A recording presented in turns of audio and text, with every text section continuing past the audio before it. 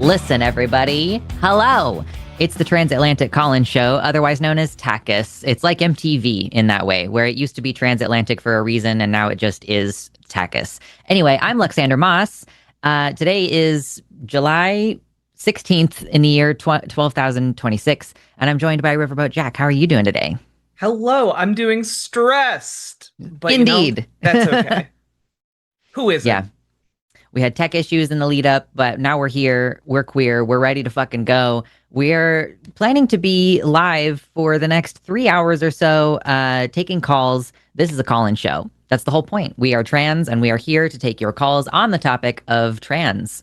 So, if you want to talk about trans sports or trans access to gender-affirming care, or like whether there is any such thing as a trans child, or any such related topics, we are here to answer your questions, to have those debates, to get those, maybe those embarrassing questions answered for you. So the number on the screen is 720-619-2288. We also have a web caller linked in the description, but that is for callers outside the US only. And don't forget at the beginning of the show here to click the like button. It's quick, it's easy, it's free. It immediately boosts us in the algorithm. I believe we are dual streaming horizontal and vertical today. So if you're on the vertical stream, just double tap your screen and that will help as well. And we are accepting calls from the vertical audience as well. So maybe we'll catch some interesting folks. But liking the thing, clicking the share button and then copying the link, I would love it if you pasted it somewhere, but you don't have to as far as YouTube is concerned. And just as many times as you can interact, the better. And also at the end, we'll be reading out your $5 super chats, $5 plus super chats. But we'll talk about more about that later. For now, there are some topics scrolling along the bottom of the screen there. If there is anything down there that sounds interesting for you to call in, 720-619-2288. And I think with that, let's go ahead and talk about last week's poll, which you all had an opportunity to vote in and examine over the course of the week and comment on. If perhaps Arden is screening, we might not be able to move to poll right this second. But I'm going to pull it up, actually, so that I can see what it was last week. The Line YouTube channel. And it's on our posts tab. Yeah, we can do it. Here, I'm just going to... There. And we are taking calls. Arden is screening, so if you call in today, that's the first person you're going to be talking to. So our poll from last week was, do Democrats need to embrace trans rights in order to win? Which we were talking about, I think it's a senator race somewhere where the Democrats were like arguing with each other about trans rights, or like there was a call out of some kind where great. one Democrat called out another Democrat for throwing trans people under the bus. Oh, wait, that's good. Yeah. So basically, we're seeing a lot of rhetoric against trans people, and it seems like everybody is really annoyed by that. So it's losing races for both Republicans and Democrats to go anti-trans, which is great news. That's democracy showing up and saying, "Fuck you, trans people are cool." Did you hear about this? I got it off of Aaron in the morning, so I can tell you about it at least if you hadn't heard. No, I hadn't heard about this. I've been having a lot of IRL issues this week, so I've been a little disconnected. Yeah, it's Senator Ed Markey and his race in the primaries against Congressman Seth Moulton in Massachusetts. They had a debate a couple weeks ago. Yeah, and Moulton had said that Democrats lost because they spent too much time trying not to offend anybody, and he made anti-trans statements with regards to sports. Yep. So yeah, he got called the fuck out by Senator Markey. Ed Markey, he's old as dirt, but he's got the gumption. He's got the fighting spirit. Like he's out there calling out Moulton, who's much younger than him, and like just being like, why you throwing trans kids under the bus? Because like I remember Seth Moulton after the 2024 election was like, we lost because of trans issues, and I don't want my daughter playing with boys. Exactly. And it's like, oh, okay. Well, we know who you are now, Seth. Mm-hmm. Yes, but and it remains to be seen. I don't know if they've done their primary yet. like had the votes turn out. But so it remains to be seen whether that helps. But it seems like, based on what we've seen so far, that again, the anti-trans BS is losing races kind of across the board, but particularly when you're talking about the Democrats, which are, trying to court a progressive leaning base, like the progressive leaning base, which has up to this point been like pro LGBTQ, including the T's and the Q's. So it makes perfect sense to me that, we're seeing that bear out in, the Democrats needing to actually bother to court their progressive base. We've been saying it. We will continue to say it. That's how they're going to have to win elections from now on. There's no like mysterious centrist Republican leaning person who they're going to get enough of those people over to win elections. It's just not going to happen. So with that, we do have a poll from this week that we want to tease your brains with, and we'll get into details later. I'm just going to leave it at this for now. How can our troops be battle ready if they have low testosterone? And there might be a version of this up in the chat there for you to vote on if you want to vote in the chat, but you can also get your comments and your votes in on our posts part of our channel, where this poll is also posted. So yeah, we'll talk about it more in a minute. God, I just like everything about our current timeline is stupid, and I keep thinking like we've hit the floor, and then we just keep punching through that floor. Yeah, it's dumb. Everything is dumb. The worst part is it's dumb but very important. Yeah, that's the annoying thing. We can't not pay attention to it. God. Yes. The world is, whether it's required to pay attention or not is a little bit debatable, because I feel like I'm not paying a lot of attention right now, and I feel like I'm also doing the best I've done in a while. I'm in classes. I do not have time to like dick around on Facebook as much, so I just am getting slightly less exposure to it. And I mean, it does feel on the one hand like it's like, am I irresponsible by not staying informed? But it's also on the other hand like, the fuck am I going to do about it? Like legitimately, what am I going to do about it? I'm going to vote and like stay informed in my local community, and like beyond that, I don't know what the fuck I'm supposed to do. So that's just me. We do have a person screening. We've got more lines open, everybody. The number on the screen is 720-619-2288. We are both transgenders, and we want to talk about transgender issues and take your questions and everything. So let me see if are there any people in the chat who need to be called out? If you are annoyed, almost always, yeah. If you guys in the chat are like annoyed because your comments are getting screened out, that's because we don't want y'all to debate in the chat. We don't really watch the chat. So, and we don't really like, that's not the vibe that we're trying to facilitate in our chat on the side. Is we don't want y'all arguing with one another. We want you to call in if you have a disagreement. So the number on the screen, 720-619-2288, and hit the like button if you're just coming in and you're just chilling and wanting to hang out. So, because all those things help. All those things are good for us. I'm not seeing anybody annoying in the horizontal chat. What about the vertical chat? Let's find out.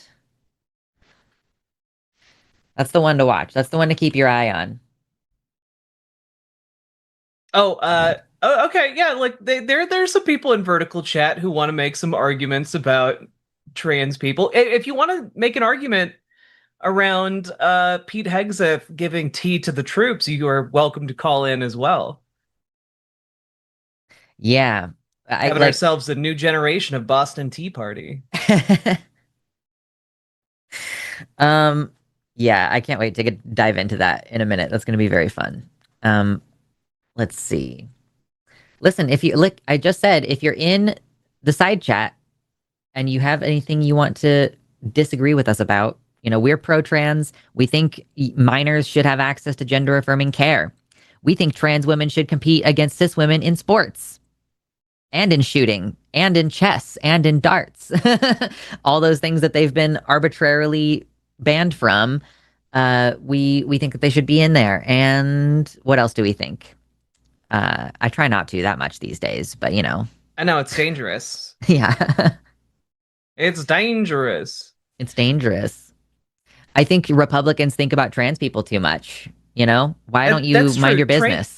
Like Republicans think about trans people more than trans people think about trans people. Yeah. Well, specifically like Republican lawmakers. I don't even think normal, like everyday Republicans think about trans people all that much, That's a good point. unless they're slipping into our DMs. That's so true. And they do. They do be slipping in the DMs. It's one of the things that they do.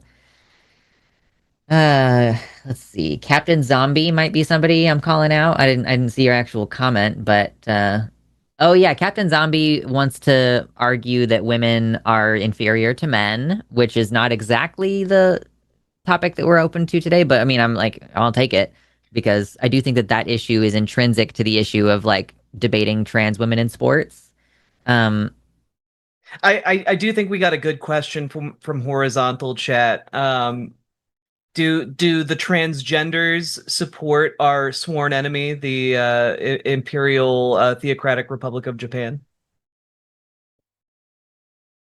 what a fascinating question. It's a reference to Trump calling Iran Japan Oh, the that's other one of those things that day. I like saw someone mention it after the fact, and I was like, not like, okay, are you sure? And I'm like, yeah, it probably did happen, but I didn't go check. Yeah, yeah, What an embarrassment. right. Just just all the time embarrassed for my country. Um, well, let's see. Who do we have on the line so far?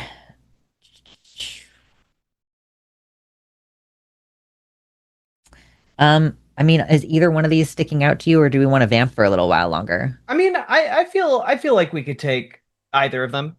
I think I'd be fine with that. All right, cool. Well, we are going to go ahead and take our first caller. Let's talk to Athena, who uses she, her pronouns and is calling from, I believe, Michigan. Athena, you are live on the line with Riverboat Jack and Luxander. How's it going? Good. Hi from the great state of Michigan, where we're choking on wildfire smoke and afraid to eat our produce. As you Yeah, said, great Yeah. timeline. yeah, I feel that. I'm in Minnesota. We're catching some of that smoke too. Hmm. Yeah, it's horrid. I wanted to call about.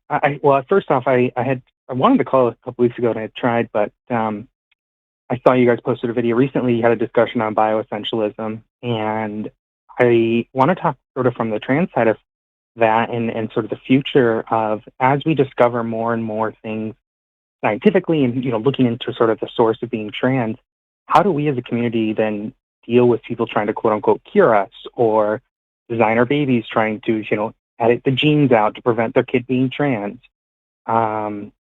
I think there is some serious concerns along that line, and there's the whole trans medicalist argument that comes into play with that sort of discussion.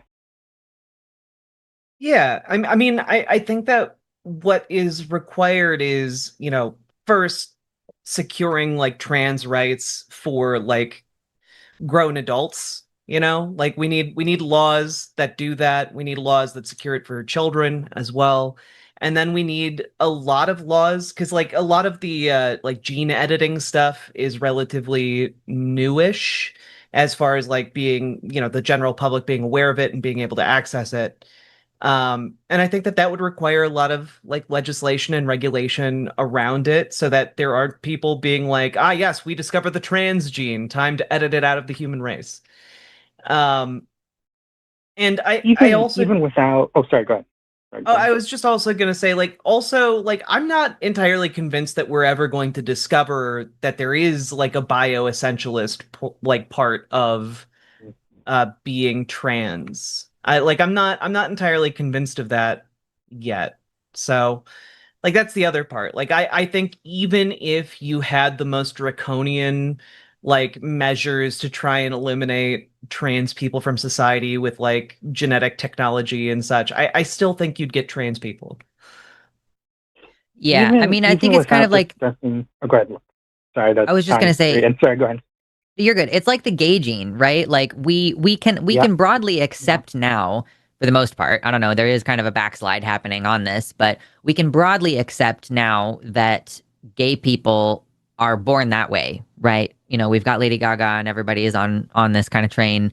And it seems to be broadly accepted that it is a born this way thing, or it's natural, or we can look at other examples of other species having same-sex relationships. Um, but that does not mean that there has been even any real investigation into finding a gay gene, right? There was discussion about it. Obviously, the phrase exists, but it's such a complex, like Jack was kind of alluding to, it's such a complex, like psychosocial, biosocial, behavioral thing that I doubt that we'd be able to point to one or even a set of genes that are related to it. Um, yeah, so I would not worry too much about that aspect. I think, well, one, not even talking necessarily about like the gene editing side of things, but even with technology that we have now, I have family members who have done IVF, and you have a certain number of embryos that are viable or whatnot, and it's getting to the point where they're now looking at genes and can say, okay, well, your child's going to be more likely to have, X disease, so you probably don't want to use this embryo, choose this embryo, and sort of that sort of long-term decision of if they sort of found not necessarily the trans gene or, certain hormones or whatever during the developmental in the womb, it becomes this question of kind of like, are people going to start trying to like choose us out of the community? Like, as we're seeing, obviously, in the US with the whole Tylenol and autism thing, even though there's no scientific evidence of that being a thing, you sort of see the mentality that people have around this idea of thinking that if I don't do X, I don't have an autistic child.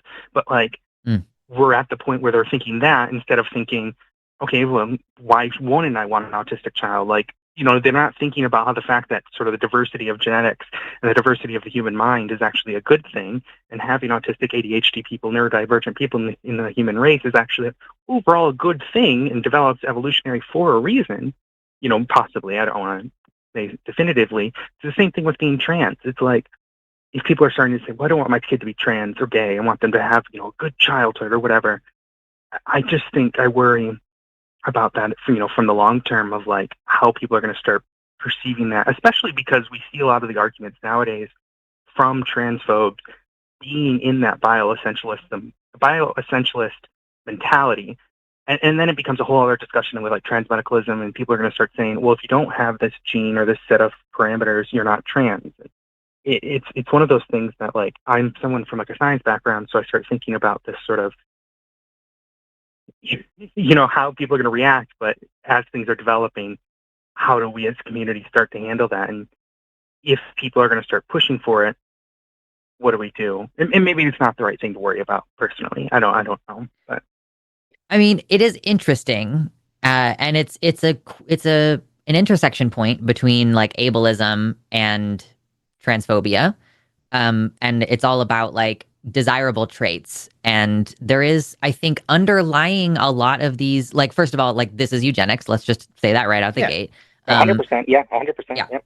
Yeah, I don't think anybody disagrees that that is the topic of conversation. And sometimes I can understand the idea of like, let's try to reduce net suffering, right? Like if somebody's going to be born with a disease that we know, like the infant doesn't live past 2 years, right? Like we just know for sure that it's just going to be suffering and it's going to be a hardship for the family, and it just would be better off for everybody. Like I understand the mentality in that kind of situation. But for a lot of these illnesses, there is this like, well, yeah, like life will be like a little bit more challenging in some ways, but it would be fine if we just accommodated disability. So it's not really the disability itself that causes suffering. It's the fact that we don't accommodate people and that we don't support people to like have fruitful lives, even if they can't produce in the way that capitalism usually expects people to. Yeah. Can Yeah. I Please. like jump in there? Because like our society is built around a bunch of assumptions, and when folks don't fit those assumptions, it becomes a lot harder. Yeah. And the eugenics approach is essentially like, well, we should mold people to have the most desirable traits in the society we artificially constructed. And we should change people fundamentally in order to fit this arbitrary structure we've decided on. Yeah. When in reality, it's way more sensible to just say, oh, we should change this artificial structure we've made to accommodate more and different kinds of people. Yeah, for sure. I totally agree, and I think I mean, a lot of people forget, eugenics started in America, so we have the culture of it, unfortunately, and it is something that we've really got to kind of combat as a community. But I think you're right. If we push sort of the argument of the equality and ensuring that people are accepted regardless, perhaps we can try to change that mentality. I think there's an argument to be said that a lot of sort of the confusion that happens, and even for me, like when I was discovering my identity, so I've been on hormones now for 8 years, 7.5 years, and I knew I was trans when I was really little, but I knew the word trans when I was 14. But from 14 to when I started hormones in 2018, so whatever, it doesn't matter the timeline, but almost 10 years. This concern for me was like, why do we as a community say we should trust what the brain says and not what the body says, genetically? Even though the genetics is a completely different argument and cluster categorization, but as a child, I didn't understand that. And I was raised Greek Orthodox, unfortunately, so I was constantly trying to battle, like, well, my biology says this, so I should ignore what my brain is saying. But obviously, we've learned that you can't change the mind. And like by doing like conversion therapy, obviously is never going to, we've learned you can't change the mind. You can change the body to match the mind. But I think a lot of people, both trans and transphobic, like have this mentality that there's a separation between body and mind. It's like, it's all in your head. My mother is worse with this, but we kind of forget that they are the same thing, the body and the mind, and that like the genetic aspect, the biological aspect is just a blueprint and we have to work with the mind. But I think that's sort of like the sort of underlying issue that I think a lot of people have.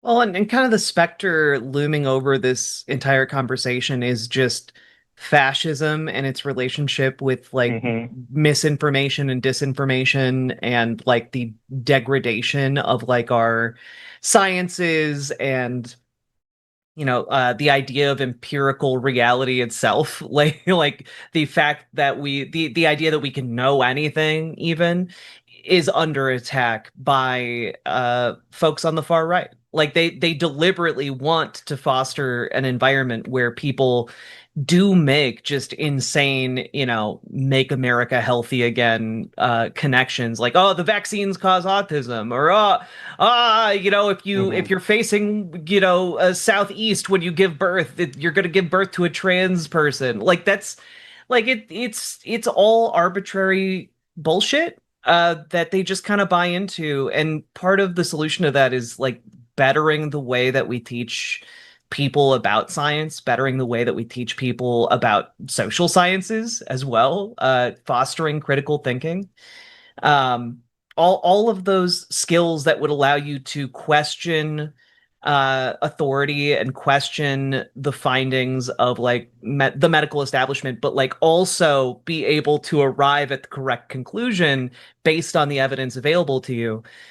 Which folks who oppose trans people, they can't do it. They're incapable of doing it. And it's why so many people call into this show and they're like, nah, I just don't. It really just boils down to like for 95% of people, it's just like, oh, trans people make me feel icky, and that's why I don't like them.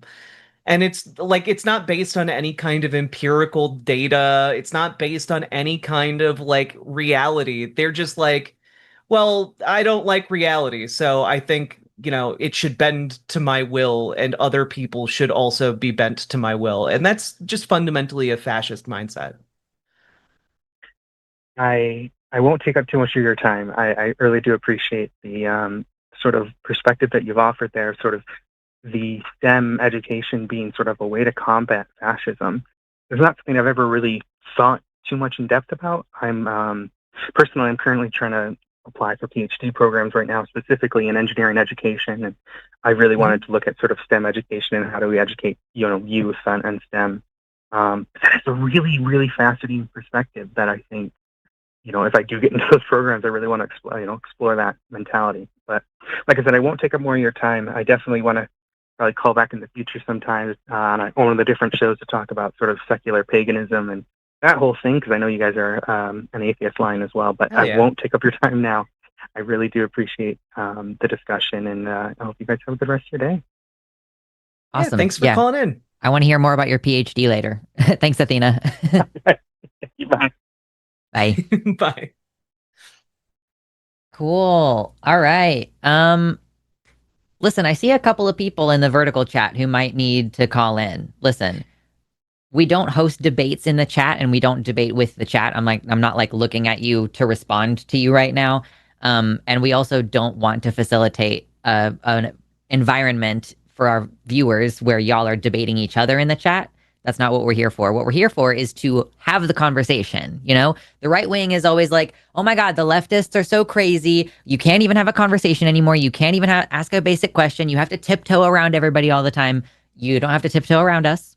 We are here to answer the questions. We're here to have the difficult conversations. And if you are polite, then we will be polite. That's how it works. Mm-hmm. If you start interrupting us and getting annoying and raising your voice, we will shut that shit down and reciprocate that energy. So just be aware that we're not going to let you walk all over us, but we are here specifically to invite you on to have the conversation. So, you know, I see somebody said something earlier about like, we're lecturing people on reality when we can't accept our own reality. Please call in. I would love to talk to you. The number's on the screen, 720-619-2288. Lines will be open for another probably hour and a half at least. So you've got a little bit of time before we move on to our next thing. And don't forget, everybody, that we will be doing Calling It Now afterwards. By we, I mean me and I think Ari Mermaid today. We're going to have our first full-length episode together tonight. So if you stick around at the end of this show, we will just move right on over to that and take some more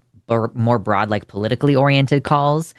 But we still got open lines here. We still got time here to hone in on the trans issue if you want to talk to us about that. So please do.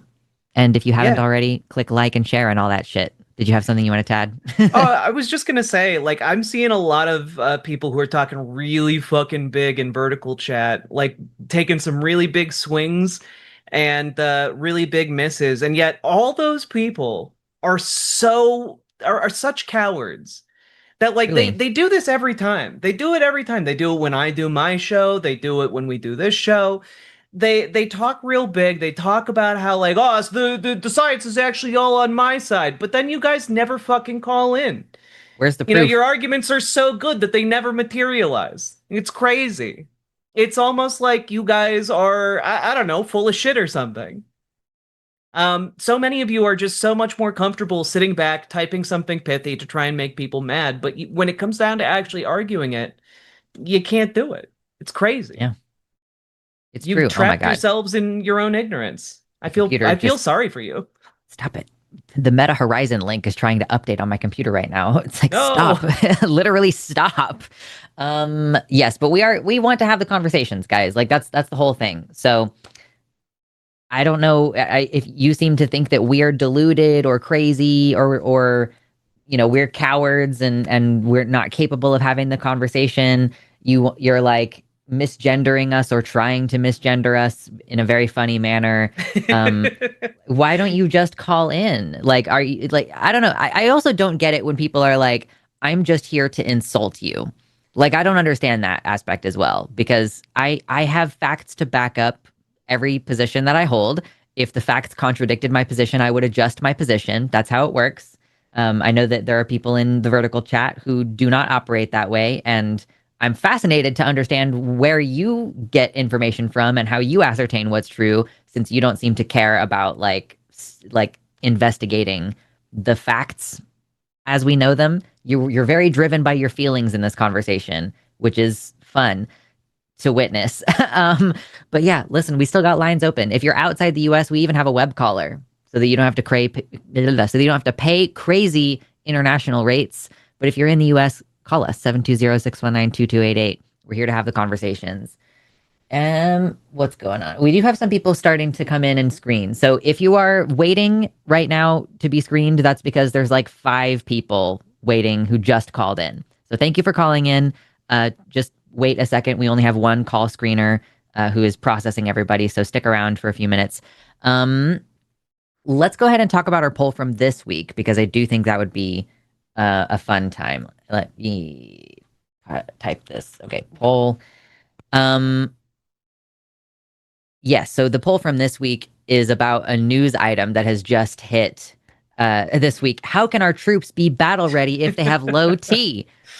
Do you have the T on this? Do you know about it? I just looked at this morning. I do, and if you're wondering where this came from, it just came out of left field. There is no additional context that makes this make more sense. But basically, Pete Hegseth put out a video yesterday saying like, we are going to give all of our soldiers testosterone. We're going to start screening all of them to see if any of them are low T, and then we're going to force them to have testosterone.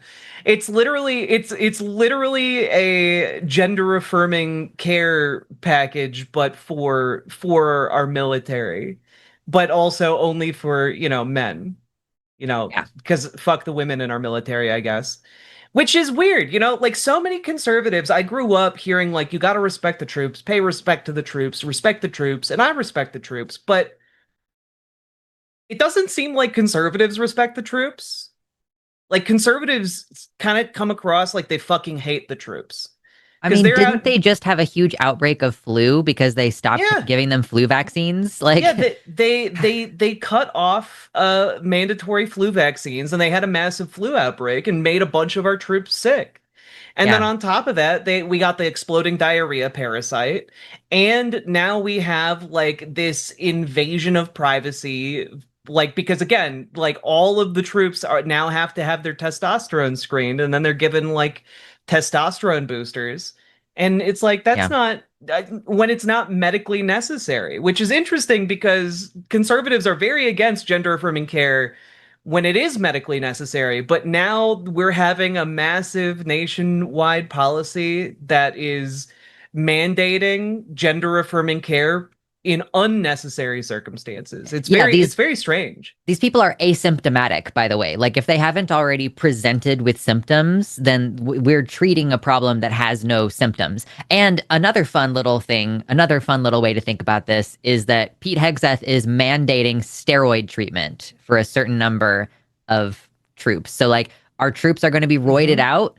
basically, like TLDR. That's kind of where we're heading with Yeah. this, which is very funny. Another thing about this and how it impacts our military readiness is like I'm pretty certain that if you have, for example, diabetes, which requires you to give yourself an injection, my understanding is that you are not field deployable at all, unless you get like one of the things installed that like does it automatically.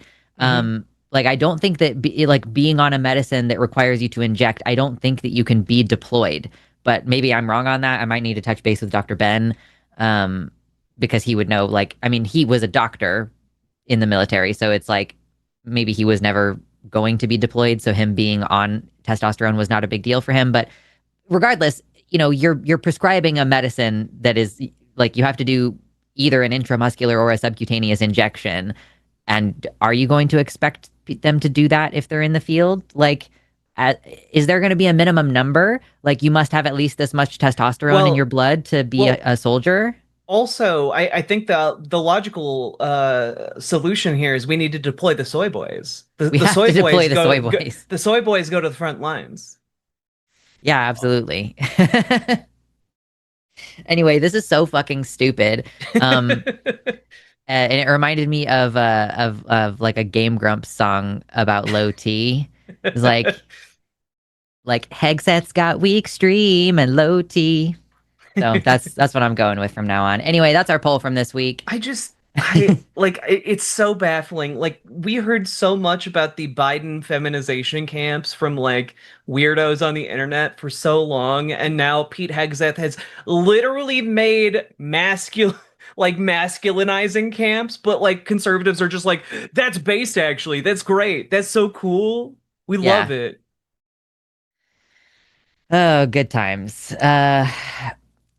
Again, it's just yet another way in which our country is a laughing stock. Um, well, that's the end of our poll segment for this week. If we get switched back over, yes, the number is still on the screen. I think we still have open lines unless they're all full right now. No, they're not all full right now, but we do have some spice to get into. Are we ready to launch into that? Yeah, let's do Hell it. yeah. All right. We are going to speak to Jimmy, he, him pronouns from Florida, who wants to talk to us about, I think, misgendering. Jimmy, you are live with Riverboat Jack and Luxander. How's it going? Hello. Hi. Um, okay, yeah. So your topic is about misgendering. Can you elaborate? Can you explain your position to us? Yeah, I don't understand why y'all that decide to get transitioned, since I can't say training, y'all transition and then you get upset because somebody misgenders you. I don't understand the problem. Well, do you understand the basic premise of like being disrespected? Well, I understand, like, if you're a dude, you're a dude. If you're a man, you're a man. If you're a woman, you're a woman. That's what I understand.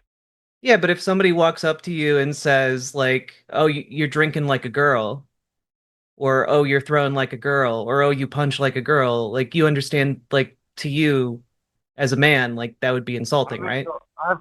told, I've been told that before growing up. I just laugh because it ain't, it's funny.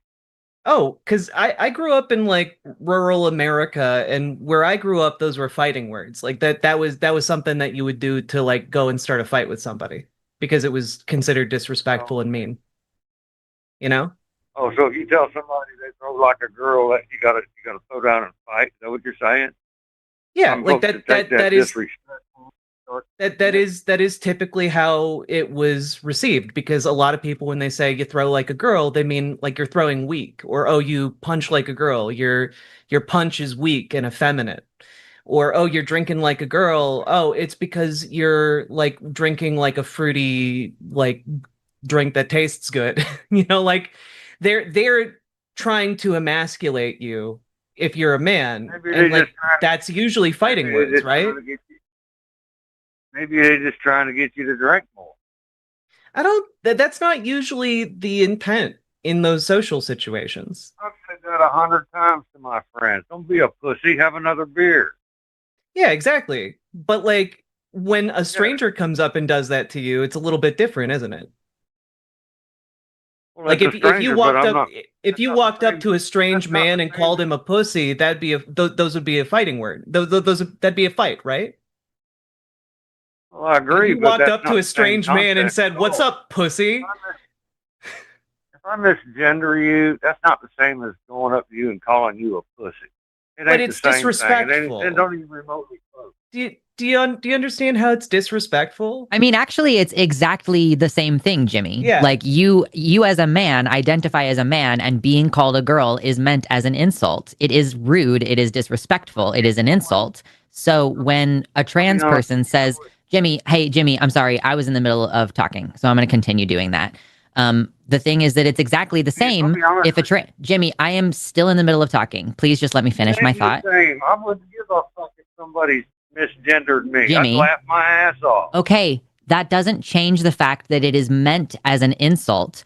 The fact that you can laugh it off because you're confident in your gender, that's fine. It doesn't mean that it's not meant as an insult, you know? And when people misgender me, I don't consider it an insult anymore because I don't care. But there are people who consider it an insult. And it seems like it's a large number of people. I won't say a majority, but a large number of people, whether they're trans or not, do not like being misgendered. You know, women Yeah. don't like being told that, well, your new short haircut makes you look like a man. They don't like it. And trans people also don't like it. So it is exactly the same thing. It is directly comparable because it is the same thing.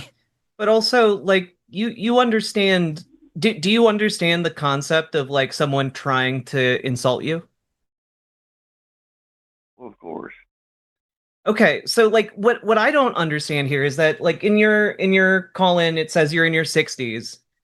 Like you've been around for a while and like you should understand the concept of somebody stepping to you and trying to say something insulting to you to like start a fight. Just as like a basic element of being able to navigate social spaces, especially in rural America. Like I Well, if grew I up spending a lot misgender of time you, in rural America, and I can tell you these would be fighting words. If you walked up to a stranger and called them a pussy, they'd fight you because it's disrespectful to do that. You get that, right? Well, if I misgender you, it's because I think that's your gender. If I say yes, ma'am, or no, sir, or whatever, but and also you want to someone take insult to it, I'm sorry, but that's your problem, not mine. Jimmy, someone else, this is the same mentality of me saying like, Jimmy, you're a moron. That's not meant as insulting. That's just an observation of like fact. That's not me insulting you. That's just a fact. How did like would that fly with you, Jimmy? No, yeah, I would laugh my ass off. I don't care if you think I'm a fucking moron. Jimmy, do you have no self-respect? If I think you're a guy. Jimmy, do you not respect yourself? Well, of course I do. Then why, like, the thing that I have trouble wrapping my head around is like, you seem perfectly fine and at ease with people denigrating you at every turn, right? Like you're basically just saying, I recognize, no, wait, you're saying I recognize that it's disrespectful and rude and mean, but I'm going to laugh at it instead. But you understand most people probably wouldn't just laugh off intentional insults to themselves, their intelligence, their character, right? Most people, maybe you're just built different, Jimmy, but most people are gonna like fight or defend themselves or think that the person being disrespectful to them is an asshole.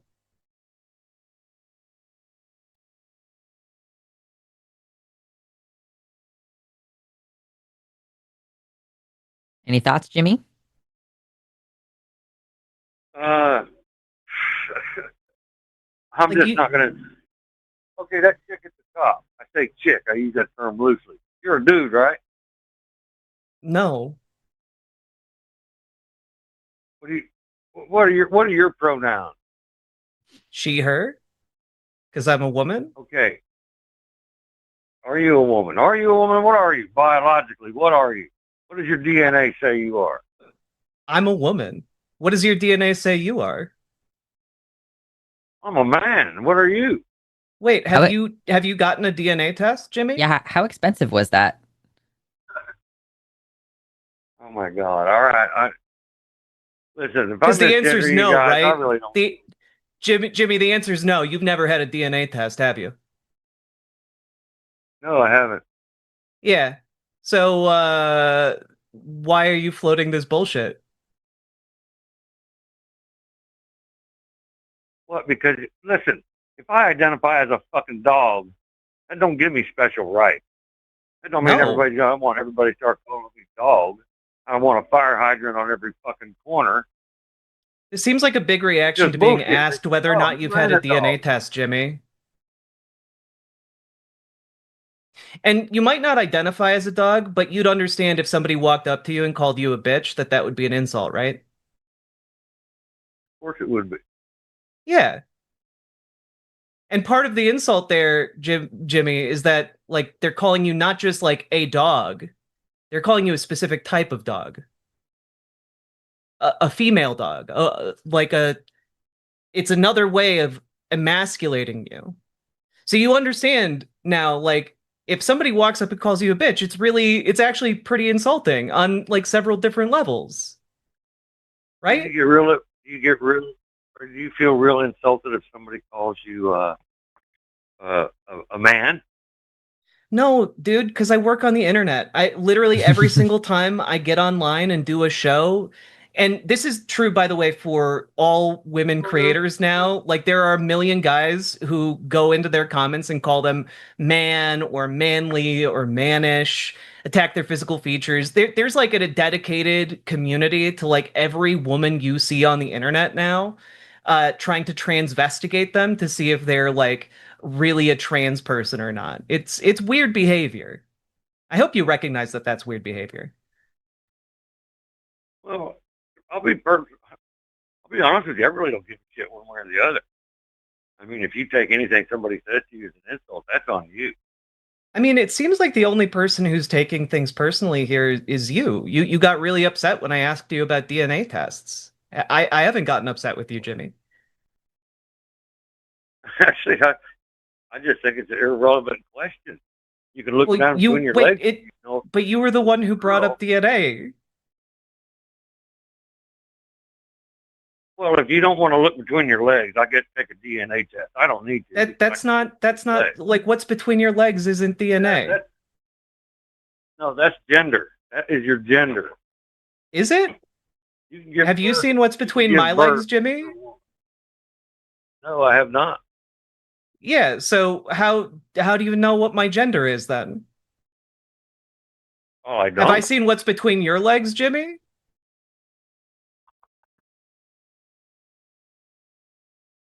No, I haven't. To be clear. To be very clear, I haven't. So clearly that's not what gender is. Well, gender is the difference between, there's boys and there's girls, all right? And if you're a boy and you want to call yourself a girl, that's fine. I don't really care. But you shouldn't be insulted if somebody misgenders you. Jimmy, have you gone back? Have you gone back to school as like an adult?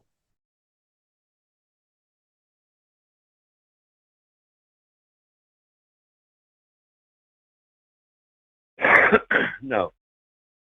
Okay, so when was the last time you were in an actual biology classroom? Oh, I was in biology in high school. Yeah, like, how long ago was that?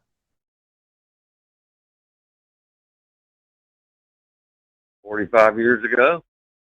Yeah, so do you think that maybe in the span of almost half a century, they might have made advances in medical technology that render the kind of education you got 45 years ago a little bit out of date?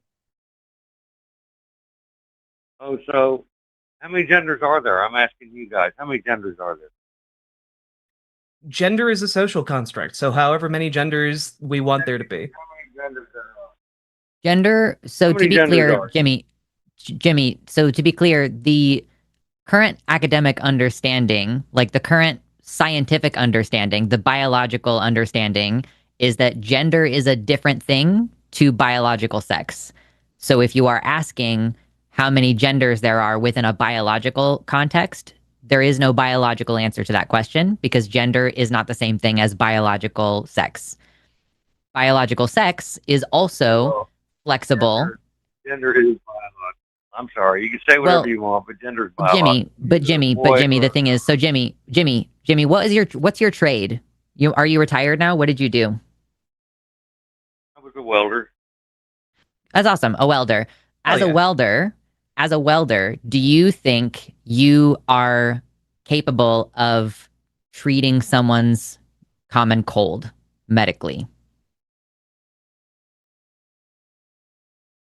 Yeah. You think you could do a doctor's job and treat someone's like cold and flu symptoms? What has this got to do with misgendering people? It's we've clearly shifted to a different topic. Follow the flow of the conversation. I'm asking you, okay, so because we were talking about, Jimmy, what you learned in biology class about gender, you're saying that gender is a biological thing, that it has to do with what's between your legs and it has to do with your DNA. And I'm challenging you on this because as a welder, you obviously have a very skilled, trade that you've gotten good at that one thing, right? That does not mean that you have kept up to date with what biology and medicine say about what gender is. And your understanding as a non-expert in that particular field, you are an expert at welding, and I acknowledge that expertise, but just because you're an expert at that and that you did a good job of having a whole career doing that doesn't mean that you're an expert on what gender is or gender affirming care or whether trans people are delusional or anything like that. Are you saying you two are experts on gender? Where did you get your, first of all, I am not necessarily saying that I am an expert. I am saying that there are experts who have studied this. And when I am speaking on the issue, I'm evoking those experts who have spent their college career and their entire graduate career and their entire professional career studying gender and trans people and biology, and who have the answers to this question. And to be clear, well, I don't think you need like a college degree to understand this. like Jimmy, that's kind of the avenue I was going down earlier when I was asking, like, have you ever taken your own DNA test? Do you know, like, what's between my legs? You know, your appeal to authority doesn't work with me. As far as I'm concerned, well, that's Jimmy, just a biological thing. Jimmy, that's very clear. It's very clear what you think. We understand. The point I'm trying to make here is that when the point I'm trying to make here, and that I've walked you through a little bit here, is that you have no idea what's between my legs. You don't know what my chromosomes are. And when you're walking down the street or you're meeting people in your town or city or seeing people, I'm gonna go out on a limb and guess you haven't secretly like drawn their blood and run like a DNA test on them. I'm going to give you the benefit of the doubt and assume you're also not like grabbing their genitals to check what they are. Right? Come on, that's like a stupid question, right? Well, yeah, exactly. No, I'm giving you the benefit of the doubt, and I'm assuming that that's not the case, right? So the point I'm trying to make here, Jimmy, I'm not trying to insult you. Just let me make my point, please. The point I'm trying to make here is you're saying what's between your legs is what dictates your gender. And the point I'm trying to make is that you don't actually interact with what's between somebody's legs all that often. And so you don't actually, the thing you're saying is determinant of gender is not the thing you are using to gender people when you're talking to people, when you're meeting them, when you are deciding how you're going to treat them, etc. This isn't the thing that you rely on. You don't know, I'm assuming you don't know that all of your, man friends have penises. I'm assuming that you don't know that. Because you probably haven't gone around groping their penises to check, right? That's another stupid question. Okay, go ahead. No, but you understand what I'm getting at, right? Like you haven't done that, so you're using a different thing to determine what other people's gender is. And that's why there's a distinction here between sex, which is like what's between your legs and your chromosomes, etc., and gender, which is socially constructed. That's why there's a distinction there, because we use a different thing to navigate the world when we're talking about gender, as opposed to what doctors interact with, which is like your sex. Does that make more sense? I'm sorry, I lost you probably a minute ago. Okay, I'll try and recap, right? Doctors are interacting with what's between their patient's legs and like their chromosomes and stuff. They're interacting with sex. When That's you are sex is biological, but when you are interacting with, well, but that's our point. Our point is we have said that multiple times. Sex is biological, but gender is a different thing. Because you as a person are not like a doctor interacting with somebody's genitals or their chromosomes. You're interacting with like a fully clothed person who is saying, "Hi, I'm Dave," or "Hi, I'm Janine." And you are then like making an assessment based on all of the social cues and like physical cues that you have compiled in your head over what makes somebody a man, what makes somebody a woman. And those things in your head are not the same thing. They're socially constructed. They're not the same thing as like somebody's genetics or somebody's, genitals. Does that make sense? Okay, if I decide I want to put makeup on and a dress tomorrow and be a woman, and I want to just be referred to as a woman, then that makes me a woman, right? And you're right, I'm a woman. If you identify as a woman, yeah. The question is, are you being honest? Because I do think there is room to evaluate whether, Jimmy, I'm like, I would love to be able to get one single sentence out. I don't know what is the deal with like, you're seemingly okay with letting Jack talk, but then I try to get a comment in and I just can't get a comment in. And it's really frustrating. And I can't even remember what I was going to say now, because that is what happens when somebody interrupts you when you're in the middle of a thought. So I think I can pick up the thought, please. Which is the sincerity matters, because yes. it's not just you putting on a dress and going out into the world and saying, I'm a woman.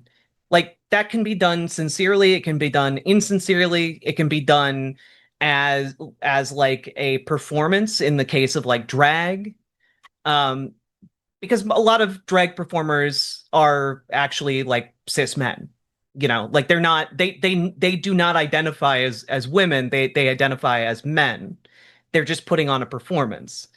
And in a similar way, like you got folks like Steven Crowder who will dress up as a woman and like do his little bits all so often.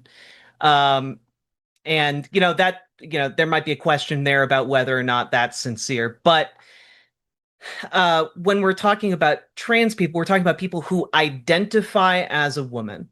And there's a difference between that and putting on a costume. Does that make sense?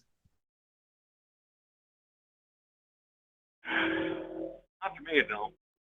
Okay, maybe I you're a can woman. wait, Jimmy, maybe I can have an example. What sports team do you root for? I don't watch sport. Okay. Like no sports whatsoever? Oh. Oh, I mean, I don't either. Just usually that would get a response. Okay, but say somebody is really into sports and like they've been all about the Jacksonville Jaguars for their entire lives, right? They are a Jacksonville Jaguars fan, ride or die. But then, like, they go on a trip and they're in a different city and they are invited to go out to a different sport game. If they, for that sport game, put on the jersey of a team that isn't the Jacksonville Jaguars, does that mean they stop being a Jacksonville Jaguars fan? No. No, exactly. But if they go to that game and they are like, "Oh wait, this team is dope. Oh my God. And then they are sincerely now a fan of that other team and they actually like start living the life of like a fan of, I don't know, the Minnesota Vikings. And like suddenly you might say, "Oh, they are a fan of the Minnesota Vikings now. They were a fan of the Jacksonville Jaguars." Would that make sense to you? Doesn't make perfect sense to me, but that's not your gender. Football But team ain't got no gender. Gender operates along the same lines of identifying with a set of social like ideas. It operates along very similar lines. It's not the same thing, obviously, but it's very similar. And in a similar way, people can like be like, actually, you know what? I do think I resonate more with this gender rather than the one that people assumed I have. And then they change.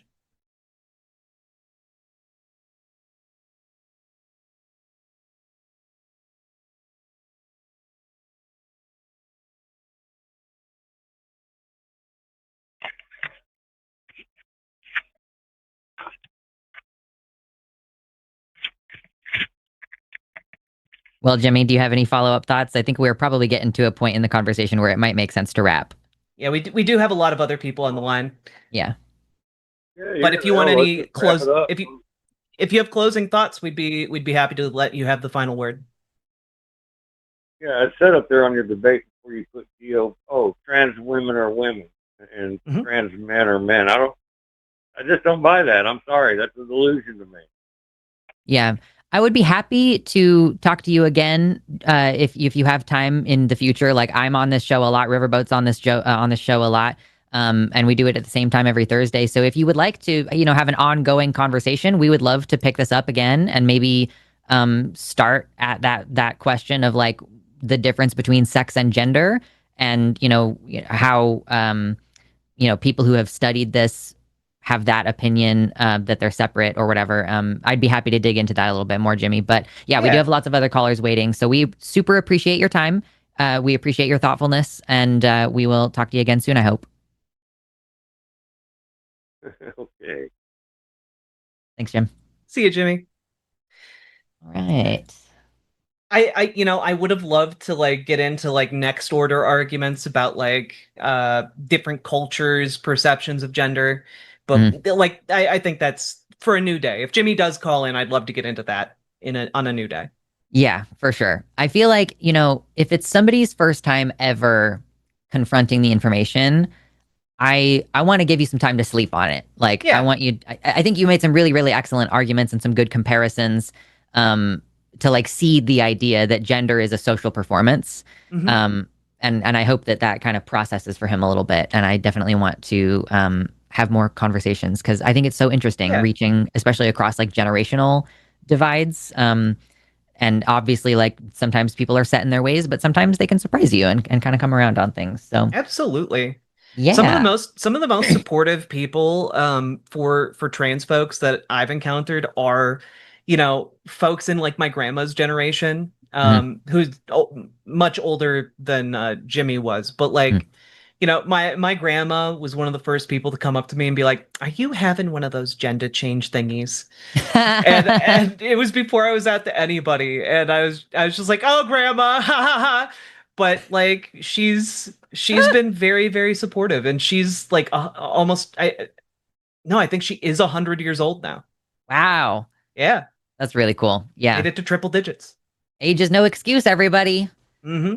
You do have to work at neuroplasticity, though, I think. Like, I think that it does reduce the less you try to use it. So, like, I think that's part of what makes people start to decline when they retire is that they're not like thinking and they're not doing anything. Um, so yeah, I will say there's a difference between an active 100-year-old and somebody who's in their 60s and not really challenging themselves very much anymore. Yeah, but Um, I yeah, do appreciate when folks like Jimmy call in just because like that is a way of challenging yourself, and I think that that's a wonderful thing for people to do. yeah, big time. Um, okay, we have some more calls. I'm looking at maybe number 5. What do you think? I'm down for any of these. So like I'm not picky today. I'm ready to go. Cool. Um, okay, well, we are going to go ahead and bring on excellent name Void, who uses they slash any pronouns from Bulgaria. Void, whoa, hold on.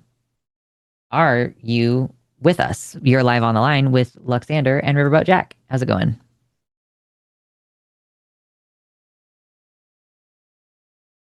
Okay, hold on. Why? We truly did call up the We void. truly did call up the Void. Void, are you there? Hello? Hey, There we we can hear you Hello? now. go. Okay, cool. Hello. We're having a little bit of a tech snafu, Hey, but we're over it and we're ready to have you on. uh, Hi, Void. You are live on the line with hi. Luxander and Riverboat Jack. How's it going? Uh, Going great. How's it going on with y'all? Living the Hot. dream. Chilling. Oh yeah, yeah. It's been toasty for sure. But yeah, your topic is about queer people being in the military or police. Tell us about it. Yes, I'm mostly, my position is half joking, but I did want to say that I think, when talking about, queer issues, de-emphasizing the military and police and FBI, CIA, those sorts of organizations, I think would be more beneficial primarily because I don't want, queer people like me to be, sent, to become killers or agents of the state. I don't want them to be used to queer wash any of these entities. Uh, for the same reason why I don't think cops belong at Pride. Uh, Hmm. and yeah, I think if anything, I don't mind that, queer people aren't accepted in the military because it's an extra incentive for them to leave if they're even in there to begin with. I Yeah. mean, oh, Go ahead. go for it. No, No, go you ahead. go for it. All right. Um, I largely agree that like I don't want folks who are, you know, ideally I don't want oppressive mechanisms anywhere in the world. And I do think as time goes by, more and more people are becoming aware of oppressive mechanisms in society, like cops, like the military, like the CIA or FBI, etc. But like propaganda is a hell of a drug. It's a lot of people like they grow up watching X-Files and they're like, damn, I should join the FBI, investigate some supernatural mysteries, or like, oh, I watched some shows a while back, like 24, and I really should join, the CIA.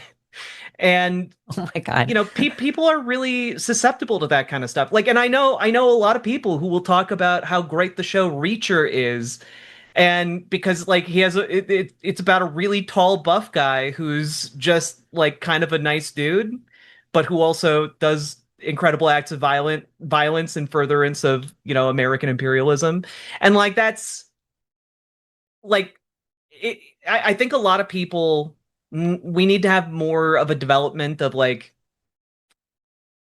media literacy in order to like critically engage with that in a way that doesn't lead people towards this kind of propagandized outcome. But at the same time, I am highly sympathetic to folks who do join because of material want. And that's largely what predicates people joining the military in the first place. It's why a lot of people, even from backgrounds who, at least in the United States, who are oppressed or who through US action were driven out of their home countries and came to America to kind of escape the imperialism and the violence, then join up with the military, and it's a way out of their economic predicament. And so I am sympathetic to folks who do that, especially like marginalized folks, because for a lot of folks it's like the only way out. And I think we need to build a better world where these oppressive mechanisms are no longer needed or used. And we should seek to build a world where people aren't materially exploited um, to get them to do that. Like a huge reason why the U.S. military is largely optional is because we keep people in a position of economic desperation to such an extent that they're willing to join the United States military, potentially getting killed in order to, get health care or a college education. And that seems, like maybe not great. Yeah, the military is like a huge employer for trans people. It's like I think it like as a singular organization, it has like more trans people in it than any other industry per person, basically per capita. Um, yeah, because it's stable. But yeah, I guess I don't have a whole lot of disagreement on the topic of like because I take this even further. I'm like I don't think that queer people should be Christian, like much less actually committed to like imperialism in the form of like the military.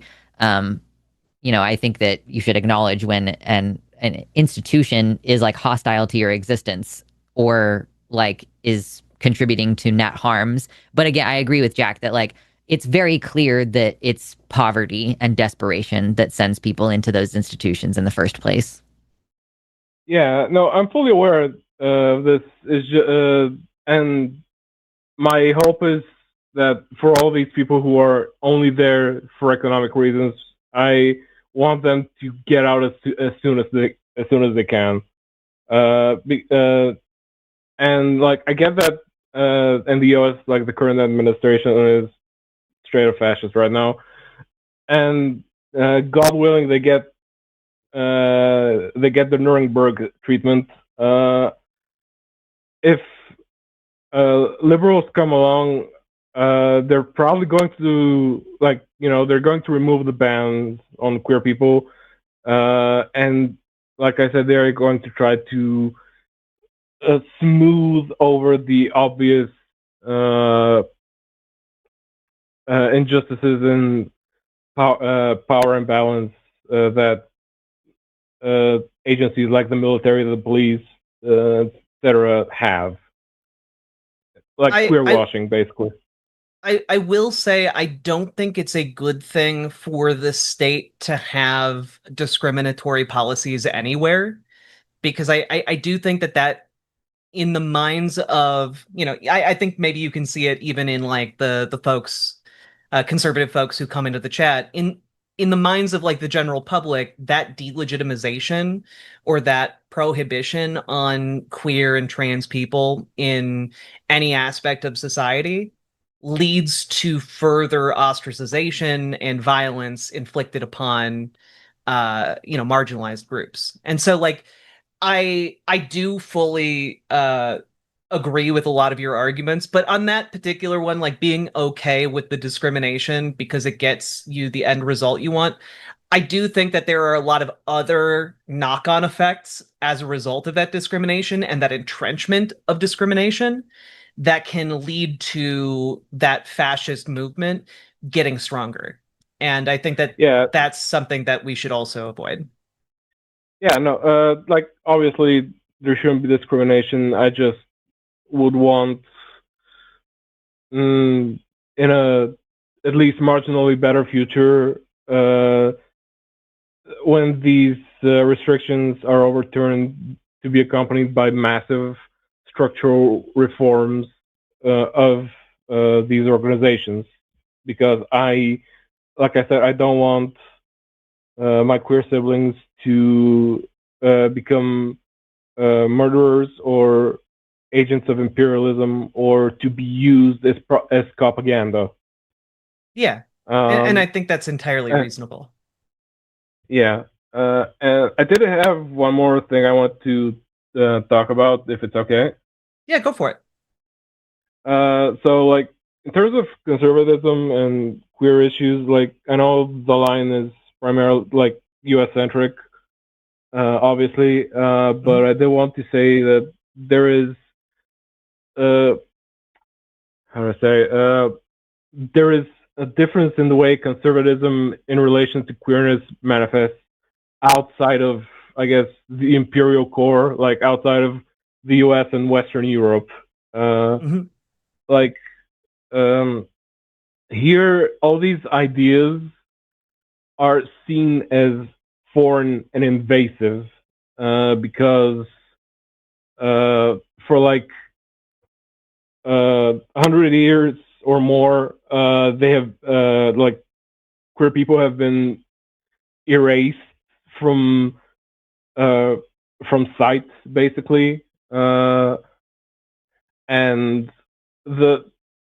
in the U.S. and in Western Europe there is better record keeping, that so it can show the existence of queer people as far back as like the 1700s, maybe in the 1600s, if not further back. But in Eastern Europe, there has been barely any such record keeping. There is,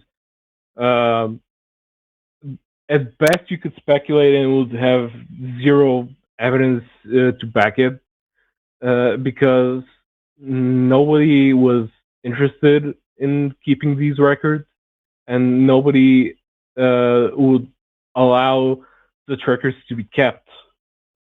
And so this contributes to this idea that gay people or trans people or quote unquote gender ideology is something coming from the West, and to people here who have a large amount of resentment towards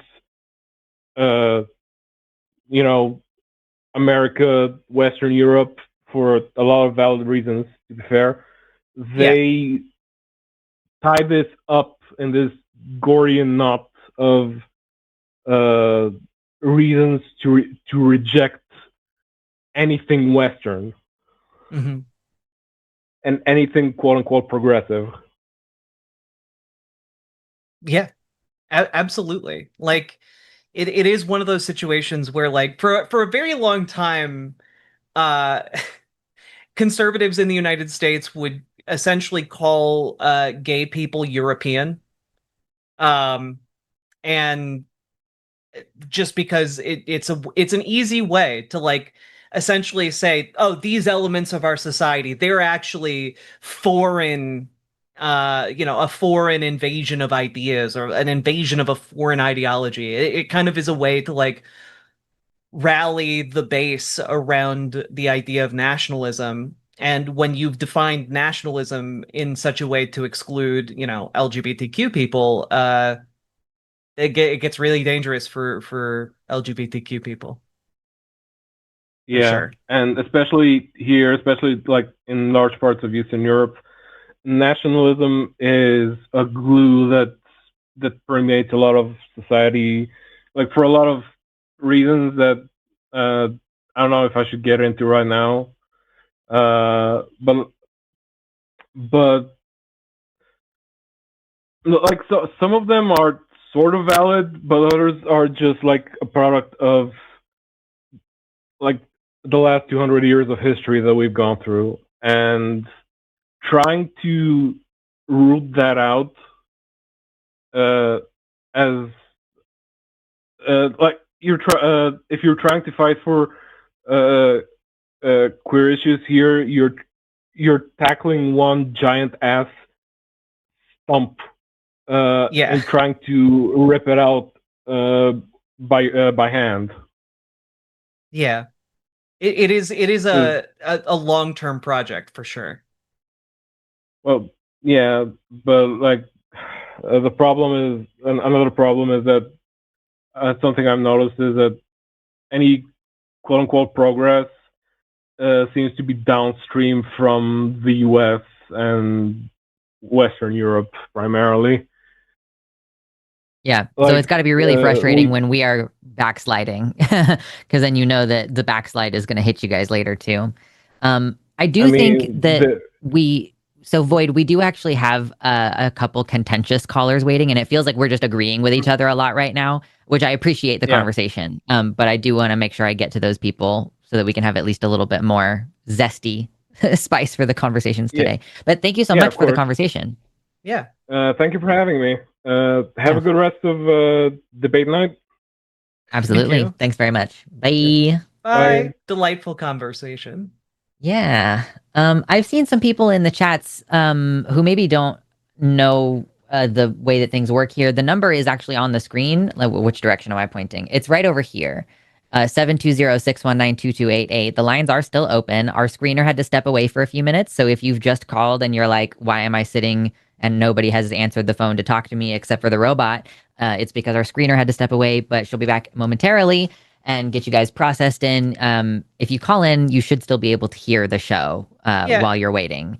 And I am seeing a lot of keyboard warriors, especially in vertical chat, trying to make arguments. But the thing is, we don't respond to your arguments in chat.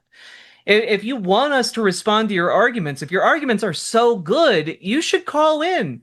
Jimmy could do it.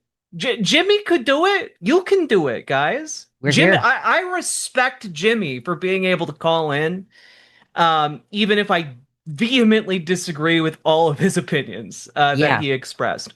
But he was not cowardly. Y'all are cowards. Y'all just like sit there and be like, nah, science doesn't support trans people. And then you provide no actual citations.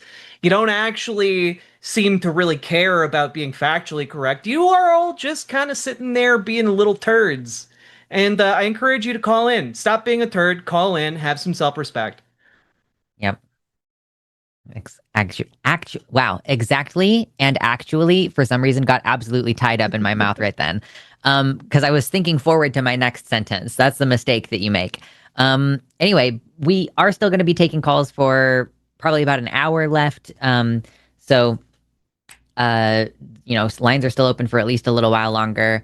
And don't forget a couple more things. Hit the like button, share and copy the link. That helps as far as YouTube is concerned. If you paste the link somewhere, that's just an extra bonus. We will be reading your $5 plus super chats at the end. If you want to, if there's any comments or questions you have that you want to ask us. We are taking fewer advice calls nowadays. So if you have some advice you want us to give, that's a good way to get that processed, since we're really limiting the lines on that. And let me go ahead and read you our upcoming schedule, because we've got so many great shows on the line and our sister channels. The Line has a podcast, and Jimmy Snow and The Line So let me get this all figured out and show you guys. First of all, after this show today, we are going to just kind of automatically send you over to Jimmy Snow and the Line, where I will be doing our show Calling It Now with Ari Mermaid. That is going to be about 2 or 3 hours of us taking calls on broader range of political topics. But if you have a trans topic and you missed this, or you're not getting off work until later, we'll talk the trans topic later as well. But for now, let me just tell you what the rest of our week is going to look like. Oh, apparently The Line Has a Podcast is also going to be live tonight at 8 p.m. Central Time with Alyssa and Jimmy. That's what's on my schedule anyway. We have a new Saturday show that we've been doing on a regular basis, and it's called Devangelicals. This weekend, we're going to have Justin and Thinker on Saturday at 5 p.m. Central. Sunday is your packed back-to-back programming day, starting with the Sunday show with Matt Dillahunty, followed by Calling It Now with Javon and Jimmy, and lastly, it's going to be the Sunday show After Dark with Owen and Eric, Skeptics and Scoundrels. That's going to be a fun day.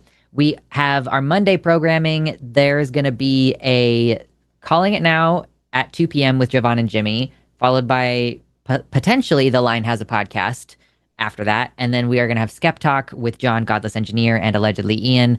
Chewed Gum next week with Alyssa and Taylor, followed by Calling It Now with Ari and Jimmy. And then we've got the Hang Up next week. I am actually going to be on the Hang Up on the 29th. Wait, hold on. Actually, I was like, hold on. Yeah, I needed to text Arden about that because I think that maybe, I don't know if I'll have time. I do have a thing that I do on Wednesdays that I forgot about. So pending, I might be on Matt Dillahunty's The Hang Up in a couple weeks, but we'll see. We'll see what happens.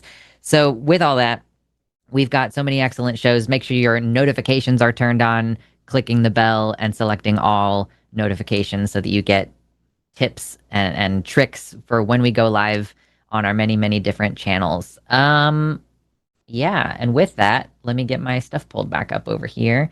Welcome back, Jack. And hello. Yeah, let's see. Okay, I think I'm ready to take number 8. Let's jump into it. Yeah.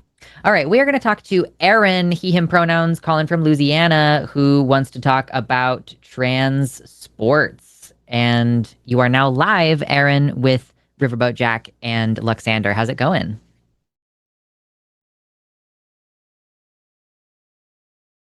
Hello, Aaron. AA Ron from Louisiana. Are you there? Hello. I'm sorry. My phone was on mute. No, that's okay. Worries. No worries. Aaron, tell us about your topic. What do you want to discuss today? Okay, so I consider myself a pretty left-leaning person, and I think trans people are great. By the way, earlier when you said that, should people in the military be doing steroids now or whatever, I was deployed to Afghanistan myself, and I can confirm that most of us were on steroids. So that's already a thing. But as a matter of official policy is crazy, though. You know what I mean? It's like you guys are going to do what you're going to do, absolutely. But yeah. Yeah, absolutely. Yeah, no, it definitely wasn't official. But I don't think that trans men or I'm sorry, trans women should be playing women's sports. But I do think that trans men, I don't have a problem with them playing men's sports, honestly. Okay. Okay. Neat. Okay. Why do you think that? You're waiting for me to expand on it. Okay, because I think that there is a clear biological advantage with a physical advantage with biological males, and I think that it kind of I think it's a good idea in theory to just let everybody do what they want. It's great. I myself am a fan of a few women's sports, and I think that it kind of presents an unfair advantage to trans women that kind of muddies the waters in an unfair way. Do you know very much about like hormonal transition for trans women and how it impacts their bodies? I don't, but I am aware that it evens the playing field a bit.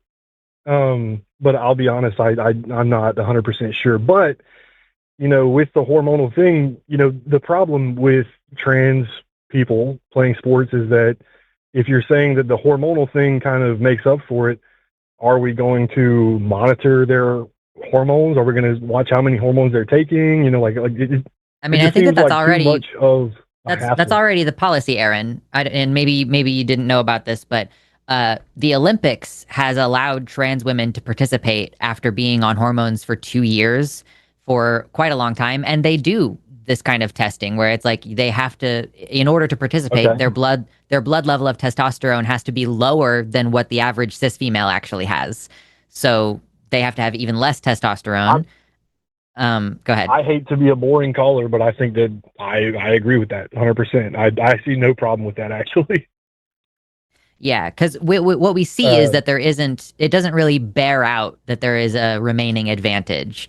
You know, people claim like, oh, she's still really tall, so that's still an advantage, or she still has a certain amount of lean muscle mass, and so that's still an advantage. But we don't actually see that bear out when, like Leah Thomas was on hormones, and that is why she was allowed to participate with the female team. And, we have not seen an epidemic at any level of sports of trans women are winning every single time and they're dominating, and cis women are genuinely losing out on opportunities. Yeah. So if that was all it took to convince you, then yeah. Like I'm sitting here I'm ready to a bring pretty up open-minded person, and I didn't come here to fight. Honestly, I just, if you guys can teach me something, great. Yeah, I would encourage you take a look at there was a systematic review done, a meta-analysis of over 50 different studies on trans athleticism relative to specifically trans women's athleticism relative to cis women's athleticism. It was published in the British Journal of Sports Medicine this year, and it's called Body Composition and Physical Fitness in Transgender versus Cisgender Individuals, a Systematic Review with Meta-Analysis. And basically their conclusion was trans women have a higher lean muscle mass, but that is largely correlated to the fact that trans women in general tend to be taller. And yeah, for sure. And so like once you've actually like accounted for that, like there's not a very large difference at all. Like their conclusion, I'll just read it here. While transgender women exhibited higher lean mass than cisgender women, their physical fitness was comparable. And a lot of the policies around like, oh, be on HRT for like 1 to 2 years from, again, and this has been from the get-go from when I looked into it a few years ago, but really the debate is, do you want the regulations to be like you have to be on HRT for 1 year or for 2 years? And that might vary for different sports, for example, but like that seems to be the general rule of thumb. Yeah, I think I was under the wrong impression of what maybe we consider to be a trans person. Like my friend Ash identifies as a man. He was a biological man. He previously identified as a woman, but was not on hormones. And I was thinking, like, what if, where do we draw the line on what is a trans person in playing sports? Yeah, because I think that does make a difference. Yeah, and I also think that like when it comes to like trans kids in particular, like I've long been of the opinion that like when we're talking about like trans kids in sports, if we just made like gender affirming care accessible for children, it would be a non-issue because then kids would be able to transition and like wouldn't have even gone through like, the quote unquote wrong puberty in the first place. That is true. Yeah, it's a good point. And so like generally the science all just kind of bears out that like if we had gender affirming care centered in our policy making, we would have also better sports. We'd have more people participating in sports, and I feel like more people participating almost always makes sports better. Absolutely. I appreciate y'all's insight, and I got a jet because I wasn't expecting to be on the phone this long. But you guys, y'all have a good one, and thanks for having me. Appreciate you. Thanks for calling in. Bye. It's like cool. Well, that was easy. Yeah. I was starting to pull up studies, and then I was just like, oh, Yeah. all right, all right. Yeah. It's that easy. It's that easy. Because I guess people rest a lot of weight on that testosterone number. So that was the moment he was like, oh well, if you're not allowed to have testosterone, then you can play with the women. Like, that's fine. Yeah. Yeah. Like I honestly, I will go one step further. I'll make this possibly explosive claim.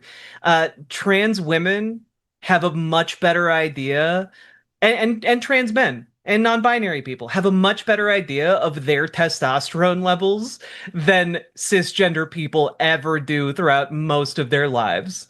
Yeah. Like, I know exactly what my testosterone level is. I like most of my trans friends know what their testosterone levels are. I have never met a cisgender person who knows what their testosterone levels are.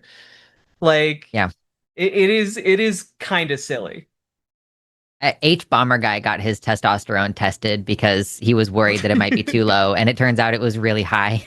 Yeah, which is why he's losing all his hair. A lot of balding folks have really high testosterone. It's why they lose their hair. Yep, exactly. Well, guys, we still have lines open for a little while longer. We're still taking calls. We'd like to get some debate calls. If you're in the chat and you're feeling concerned because your argument hasn't been addressed, somebody earlier was like tagging me and trying to get me to respond. First of all, I'm not even looking at a version of the chat that I can respond on. I'm looking at my staff tool, which does not have the ability for me to type back. So that's just a distraction that's been alleviated from me for a while. But the number is on the screen, 720-619-2288. We still have time, and our screener is going to be around for a little bit longer, taking calls. So in about an hour, we're going to move to our super chats portion. So if you want to have your chats read aloud by one of us, $5 plus will get you on the super chats list. And we do a silly little debate thing at the end of the show. So you can also get your vote in hashtag Team Jack or hashtag Team Lux. No hashtag, no vote. We're just silly billies. We're just silly billies, with arbitrary rules. Yeah. I like how you said it. With arbitrary rules. Exactly. The sass is coming out. The campiness is emerging. I'm gonna take my hair down. It's time to let the hair down. I don't know how it's gonna change the vibes. I'm like, I think honestly that I need to get 2 different pairs of glasses the next time I get glasses. I think I need a butch and femme pair of glasses. Oh, that sounds fun. Yeah, I feel like these are femme glasses, and it doesn't quite work as well when my hair is up. But it's like that's the big difference for me as far as gender presentation. Hair up, hair down. That's it. Hair down, femme. Hair up, boy mode.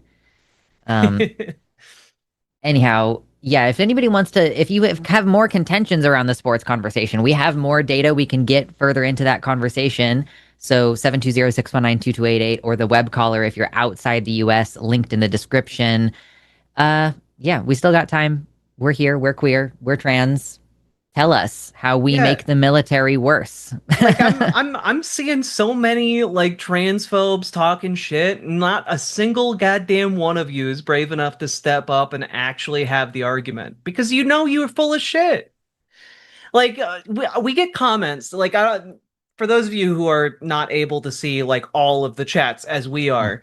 Like, we get comments all the time calling us, like, freaks or, insane or unable to, like, understand the facts. And it's just, or like, penis equals man, vagina equals woman. And it's just like, call in. Call in and see how your argument stands up to scrutiny. If we are as stupid and crazy as you claim, it should be pretty easy, right? Yeah. This should be the easiest thing in the world for you cowards, and yet... You should be able to own us in the marketplace of ideas. And yet. And yet. Oh, gosh. We do have a couple callers waiting, and we're going to get to them. So let's talk to Louisa, she, her pronouns, who is calling from Australia. Louisa, you are live with Riverboat Jack and Luxander. How's it going? Howdy. Hi there. Hi. Thank you so much for having me. Absolutely. Your topic is about the difference between body dysmorphia and gender dysphoria. Why don't you elaborate for us? Yeah, so I So I grew up with a sister who had obsessive compulsive disorder and then has also body dysmorphic disorder. They're separate, but they're linked. And when she was a teenager, she had anorexia nervosa. So kind of three things sort of coming together. And I'm really like, I've been heavily involved in that. And a friend of mine, his brother had body dysmorphic disorder for a very, very long time too, and has recently come out as transgender. And I'll be honest, I'm kind of now struggling to sort of see what the difference is between having dysphoria and then being transgender. I mean, as far as I've got in my head, I'm thinking, well, some people have sort of the body dysmorphic disorder that leads to sort of anorexia, and it's a compulsion. And some people, that's socially sort of like constructed, so it's not a compulsion in quite the same way. It still is, but it's sort of to meet sort of a social standard, if that makes sense. So, and I recognize, like, you know, sometimes it's just you've got a certain perspective in mind, and it's really hard to sort of like once you're down that sort of rabbit hole, you can't sort of unsee things. You make connections. So I'm hoping that maybe in this conversation, you give me something where it's just like it flicks a switch and it makes sense to me. But yeah, that's sort of where it's at. Yeah. I mean, I think this is a really simple question to answer, because the main difference between gender dysphoria and body dysmorphia is that with body dysmorphia, the more things you change, the worse the disorder gets. Or rather, the disorder shifts focus. So, like, let's say you've been obsessing over your nose, you get the nose job, and then you start obsessing over some other body feature, and you are just always kind of chasing it. So, in the same way that, like OCD, the more you indulge the compulsion, the worse it gets. So, the more you use hand sanitizer, the worse you feel. As opposed to getting better. But with gender dysphoria, when we introduce the medicine and we get the desired changes and we have the desired social support, the mental illness part of it resolves, like the distress and the dysfunction with your activities of daily living, all of that resolves, and you just kind of normalize out to, you know, your other life circumstances being, you know, the same as everybody else's. So yeah, that's the kind of key difference for me. Yeah, and I would just add there that, like, my understanding, you know, is that body dysmorphia is like an anxiety-driven, like Lux was saying, like compulsion, and it doesn't get alleviated by giving into that kind of thought process. That just kind of fuels the spiraling. Which is why it's a difficult condition to, I think, address, because it takes a lot of in-depth therapy that isn't about necessarily the compulsion and anxiety, like how it manifests, but about how it, like what it is inside that you're actually looking for. And gender dysphoria, meanwhile, is just, it's not a mental illness. It's just your identity and your you know, the sex you were assigned at birth are perceived at odds, and so you can then take steps to address that, and it, like Lex was saying, it resolves the issue. And so they're different, though I would also say I do understand why it's sometimes easy to get them like mixed up a little bit, because one, the words sound similar. Like, just unlike the mouthfeel of the words themselves, it sounds similar. Yeah. But also because, like, some transgender people also have body dysmorphia, because a lot of our anxiety, a lot of like gender dysphoria results in anxiety disorders. But that's what I was going to ask next. Yeah, like I have an anxiety disorder, and it's rough. But like it's not. It and maybe like to a lesser degree, like a little bit of body dysmorphia, because like I lack the ability to accurately perceive myself. And that is that overlap is kind of incidental and like not incidental, but like that overlap can happen, but it doesn't mean that they're both the same thing. Does that make sense? Yeah, I think so. I think so. I guess then if you've got because that was going to be my next question. If you have both, or if you can be sort of incorrectly diagnosed, all of these sorts of things. So it seems to me quite a bit of a weird gray area. So I know this will be anecdotal experience. So for you, so if I'm understanding this correctly, some of the stuff that's related to the body dysmorphia, as you try to rectify. So because you're absolutely right. Like for example, my sister, she would get by thousands of dollars worth of skincare. It never did anything to help it. Like yeah. So I'm guessing in so for you.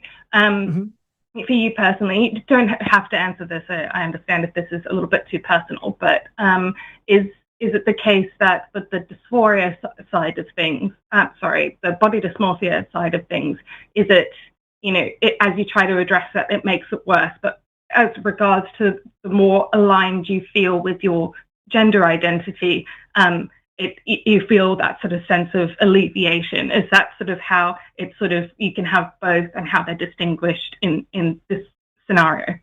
Yeah, so like I experienced intense gender dysphoria and I was closeted for a really long time, and that led to a developing of like this anxiety disorder that's just I have generalized anxiety disorder, so I just experience anxiety at all times. It's great. Um but the dysphoria was alleviated when I began transitioning, and I I do think that there's an aspect of, especially for a lot of trans people right now, it's really scary to be trans and to like exist in the world. And so a lot of trans folks, we spend a lot of time like looking in the mirror and wondering like, do I look good enough to be safe? Or am I going to be safe when I go out to like fill up my car with gas or something? Like questions like that. Yeah. And that can produce a lot of anxiety. And for me, I do like, it makes it really, really hard to perceive myself accurately. Like I'll be trying to get ready to go out, and my partner will have to reassure me like a dozen times that I look great, because otherwise I'm like starting to hyperventilate that maybe I'm not going to be safe. And so there's like it is complicated. Obviously, I think there is like a little bit of a relation, but body dysmorphia is something that is obviously very common beyond just like the trans community as well. And so like does that answer your question? I feel like I'm kind of rambling a little bit. No. Yeah, it does, and I understand this perfectly because my sister, it's the seeking self-assurance is very, very strong. And the mirror checking, I totally get that. That makes sense to me. I guess that then then it comes down to sort of like treatment, and I think a lot of people don't realize, like with like serotonin reuptake inhibitors, hang on, let me backtrack here so that I can sort of frame this better. So for example, I think for a lot of people with that sort of getting into and understanding what transgenderism is, a part of I would say that this is quite a lot, like quite pervasive in media, that it's surrounding the treatment, because some treatments can be quite sort of extreme, right, in order to get that alignment. And there's a lot of conversation around this, and I think some people don't realize, like for example with serotonin reuptake inhibitors, serotonin reuptake inhibitors will change the structure of your your DNA. That's what it does. It takes time for it to build effective levels in the blood. So whatever medication anybody's on for a particular illness. It's going to change something about that, otherwise it wouldn't be doing its job, right? So so I understand that, like, this side of things, that there's inherent risks and things like that. But I think for a lot of people, it's as far as you can sort of take in terms of treatment for mental health, as far as you can take it. So I guess, I don't know. It's sort of it kind of, I'm not sure why, but I struggle to sort of that seems like quite a nerve-wracking position for both patient and for care provider to sort of to navigate that. Maybe it's just a disconnect with people with in terms of how close they are with to someone who is transgender, and how that sort of all works. So I guess I'm probably rambling now too. I guess I guess is there a fear there around that, like, or is it? Yeah, I guess I'm struggling to see how it's also that gender dysphoria is an identity disorder as opposed to body dysmorphia, which is specifically about a part of your body or how you fear others are going to perceive a part of your body, and like kind of an OCD like compulsion around that. So like they are two different things, and like a licensed mental health professional will be able to tell the difference between those two. And yeah, it's like, I don't think that there's necessarily a danger for someone who is like a medical professional to like get those two confused. Yeah, I think that's definitely, that's fair. Like and I'm very like pro body autonomy, so I think as much help and as necessary as it needs to be should be there. So I'm all for that. I guess that this was for me the difficulty in sort of being like, well, there seemed to be, at least in my head, a bit of an overlap between something like body dysmorphic disorder, and for a while, though this is not my opinion quite anymore, in my head I had it as like, well, you wouldn't tell someone who is anorexic to don't eat, that sort of, and so I was framing it from that sort of perspective, and I don't think this way anymore. But I do think that the like a great way to maybe like help distinguish it in your brain is that when we're talking about, for example, trans kids, that is not addressed by and large through any kind of like if your kid is like 7 years old, 8 years old, 9 years old, and trans, like they're not being given like puberty blockers or anything like that. They're not getting any kind of medication or surgery.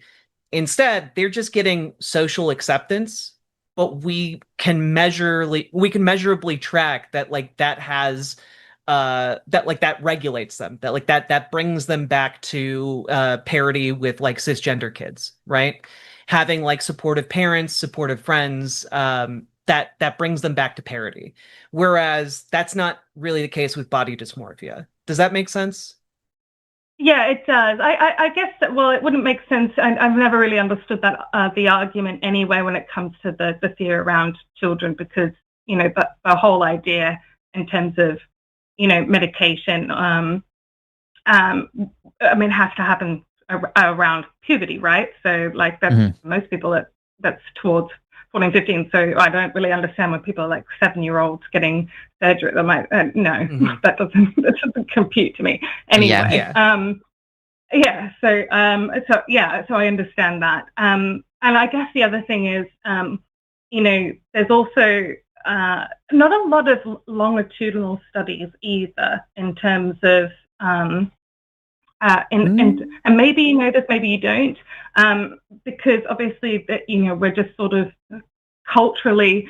Actually, no, not really. I mean, being transgender has been a thing as ancient, really ancient. But I guess in terms of sort of our cultural understanding, we're just trying to sort of work through it now in a little bit of a different way now that we've advanced so much in medical science. But I guess we still don't have longitudinal studies. So I'm wondering if you know I think we do. Yeah, I'm pretty sure we do. We do. Yeah. Oh, we do. Yeah. Yeah. People have been administering this medicine since like the 70s for trans kids. So like we definitely have been looking at those people. I did not know that. Wow. Yeah. Okay, so because I've heard this in the media that there's no, as well, and I'm usually pretty good at fact checking myself. I feel really silly now. I did not know that. Okay, so since the 70s. Yeah, I don't know if there's like studies, that are 50 years in length on this. I know that is one of the criticisms is like, oh, well, this study only checked on them for 7 years. Like, okay, well, what the fuck do you mean then? If you're talking about somebody and then that longitudinal. That's like that's a long time when you're looking at like a cohort that started as teenagers, which is the one that I'm thinking of was I think it was one of the NHS ones of some European country of showing like what was the rate of like desistance or whatever. And it's like, yeah, we looked over 7 years. So these people who got on this care, because like NHS is like one of the best ways to track this since it's so centralized, that they stayed on the care for 7 years. So that's just one study. And like you have people who are like, that's not sufficient. I'm like, how long do you think people need to keep checking in with mental health care professionals when their mental health issues have resolved? That's fucking annoying, actually. Yeah, there's also that makes total sense to me. I feel really like silly now. I really had it in my head that there wasn't. A lot of the time people say stuff like that in kind of a colloquial manner, but like longitudinal studies vary greatly in their length. Like, we've had many kind of what would be termed like medium term longitudinal studies, studies that take place over the course of like, 5 to 10 years. Or even 1 year can be considered like a medium length for a longitudinal study. But I know that a lot of people, and this got a buzz like years ago, but there was in 2013, I think, maybe 2012, I think 2013, the Trans Youth Project was launched, which is a 20-year-long longitudinal study for around a cohort of around 300 trans people who at the time were youths and were going to grow up receiving this treatment. And so I'm like, I hope they're gonna grow up, Jack. That's ominous ominous as fuck. But, Jesus, sorry. Not intended. But that will be done in 2033. And so that's there is, of course, always still research to be done, but it's also related to the fact that, in like the 1930s and 1920s, like the place that studied this the most on the earth was in the Weimar Republic, and that got burned to the ground by the Nazis. And so that set back kind of our understanding of trans people by like decades. So we're kind of still playing catch up from all of the damage that the Nazis did during World War II, burning all of the research on trans people. Yeah, which if you haven't heard of that, Louisa, and you want to research more into it, it's the Hirschfeld Library or the Hirschfeld Institute of Sexual Study. Yep. A lot of the famous a lot of the famous photos of book burnings of that. The most famous book burning picture from the Holocaust is the Hirschfeld Library being attacked by Nazi college students. Yeah. Yep. And burning the research. Wow, that's really crazy. Yep. Yeah. And like, wasn't it the first woman to ever receive a vaginoplasty like went missing after that raid, and we don't know what happened to her? Yeah, something like that. A lot of the folks. Yeah, the Weimar Republic and this particular institute that was attacked in World War II was like giving people essentially legal licenses to be like trans or queer. And when the Nazis came to power, they burned all of that. Okay, that's crazy. So actually, you know, I was going to also ask. So here's the other thing. So you've got the gender affirming care, and you've got the sense of alignment with your gender identity. So what do you think? You know, in terms culturally, I would say that we're moving towards how do I put this? Genderlessness, if that makes sense, where it's becoming, the boundaries are becoming blurry anyway. Like, for example, you know, when I was growing up as a kid, I loved playing video games, and I was bullied brutally for that, because that was a boys thing. Girls shouldn't be able to play, but blah blah blah blah blah. Now it's, you know, totally cool and everything like that. So, you know, little things like that. And I understand, obviously, gender norms change over time. I mean, men were wearing in the 18th century high heels and lots of lace and flounce and embroidery and and long wigs, all of that sort of stuff. So I understand it changes over time. But I do get a sense that we're moving towards a genderlessness.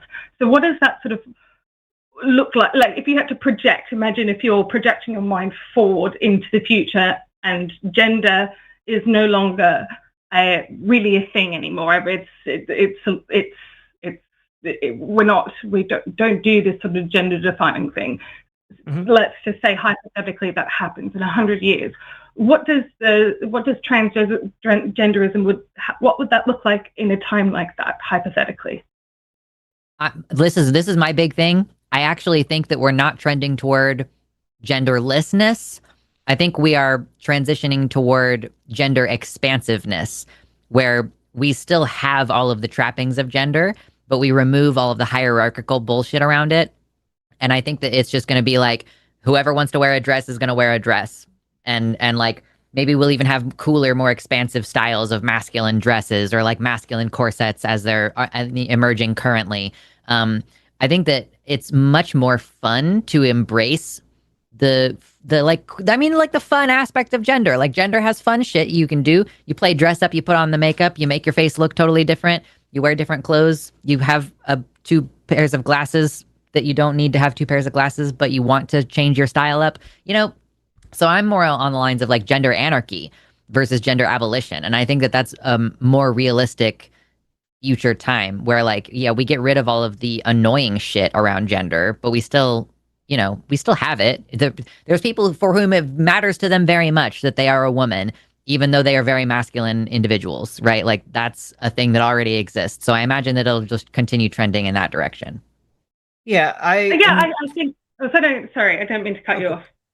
I was just going to say, and for my part, just want to echo Lux's point that, like, I do think we're moving towards essentially a world where people still have gender, but it has the prescriptivist notions of what you should be as like a man, what you should be as a woman, kind of removed from it. And instead, people broadly like still will adhere to social categories, but will like have more fluid.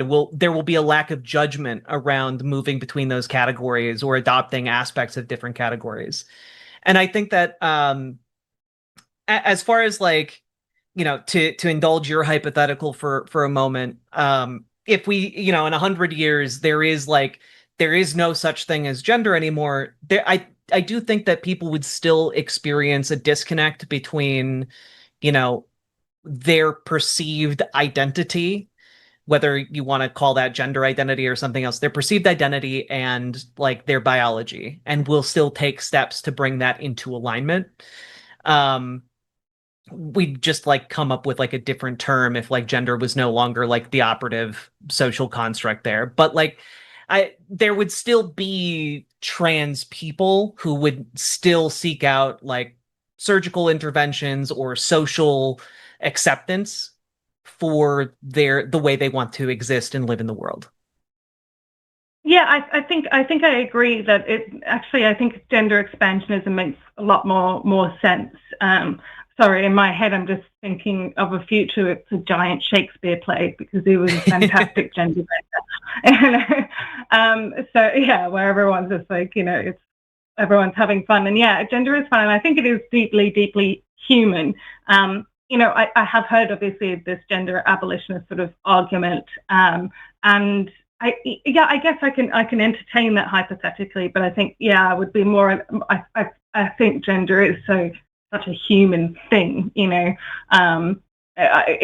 changes and it looks different over time, but it's still a big part of cultural expression. I just think that's probably without gender we wouldn't really be quite human in the same way. I think it's just a part of it. So yeah, I guess I agree. That's probably more along the lines with gender expansion. I like that. I'm going to use that now, and I'm going to look up about the Weimar Republic and all of this stuff, and being totally misinformed about the longitudinal studies. There you go. I don't really have anything. It's not. I'll just leave you with this last thing, Louisa. It's not a matter of your personal responsibility or personal failure. That level of misinformation has been deliberately constructed by the system surrounding you. So don't feel bad. I mean, you know about it now, and you go look it up and learn more, and then you can spread that forward, because it's not like we learned that in public school, So I will just say, don't feel too bad about whether it was the Weimar Republic or the studies. That level of ignorance has been manufactured. So yeah, don't feel too bad about it. And we appreciate your time, and thank you so much for your call. And we hope to chat with you again sometime. Yeah, you've been a delight. Thank you. Bye. Bye. Bye. Okay. Why are you staring at me? Oh, is it time for me to feed you wet food? Okay, well, you know what? I'll do that. Time. It's not even that time. It's usually an hour later. But you're already staring at me. That's Mina. Anyway, so lines are closed now because we're getting toward the end of the show. We've got 2 calls remaining, and we're going to try to hit those, and then we're going to move into our Super Chats portion. Super Chats of $5 or more will be read aloud by us. Hashtag Team Lux or hashtag Team Jack if you want to vote for the winner of today's stream, and whoever loses has to defend a silly position. I don't know if that's in the chat yet, because I don't actually have the chat open. Oh yeah, okay. What fun position should we have to defend? You can vote either fully trans military for maximum testosterone. Only the void is between my legs, or drag race will decide the next president, or a drag race will decide the next president. So get your votes in the chat there, and get your votes in for the winner or loser with your $5 plus super chats. That will carry us through to the end of the show. So with that, we're going to go ahead and talk to Edward, him from California. Edward, you are live on the line with Luxander and Riverboat Jack. How's it going? Hi, I'm good. Thank you for taking my call. Yeah. For sure. Your topic is about sexuality, so go and lay it on us. Yeah, so first of all, I'm very ignorant when it comes to LGBTQ issues, so I'm sorry in advance if this sounds like an ignorant question. But I remember hearing a while back, years ago, I was listening to an interview with Camille Paglia. I don't know if you're familiar with her, but she was explaining in the interview how sexuality is very fluid. So my question is about sexual fluidity. So first of all, do you believe that sexuality is fluid, or is it only for certain people? Can it change over time for certain people? I think sexuality is really complicated, and it's created by an interplay between both biological and external factors.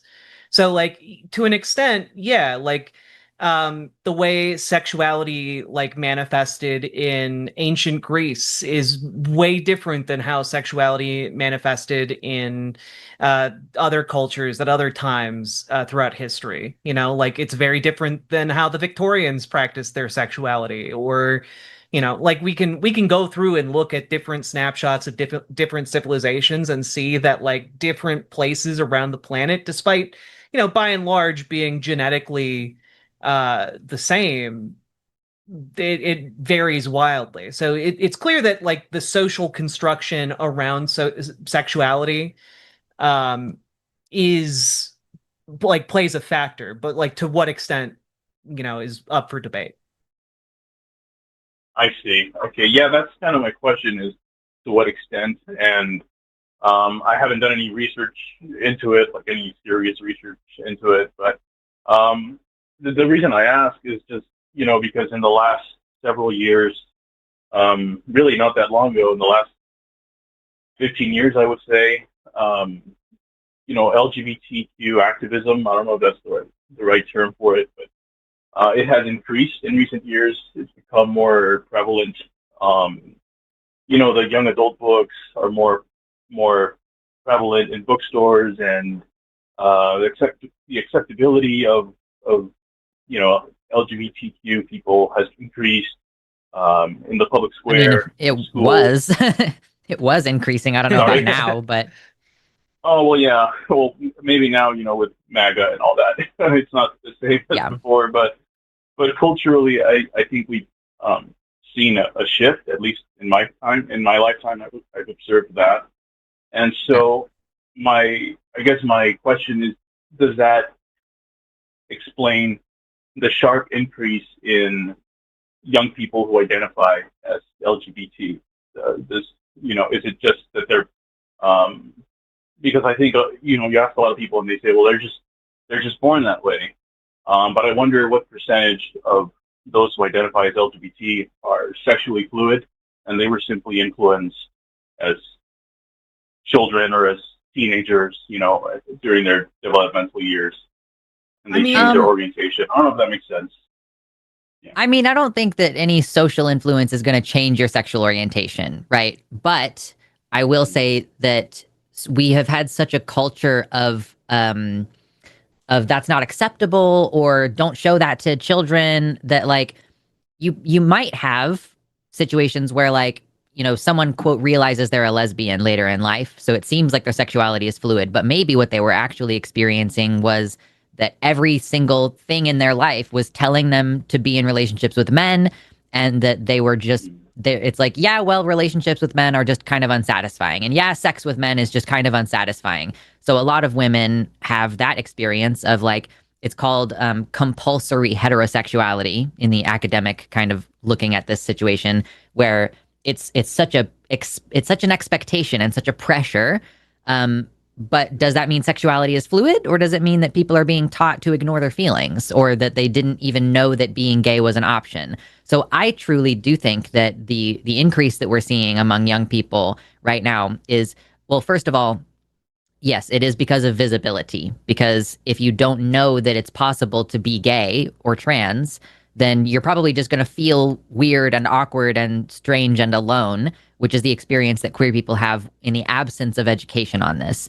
And maybe they're even being bullied. Like maybe they're even being called, the F word for gay people, and they don't even know what gay is. Like that is not uncommon either.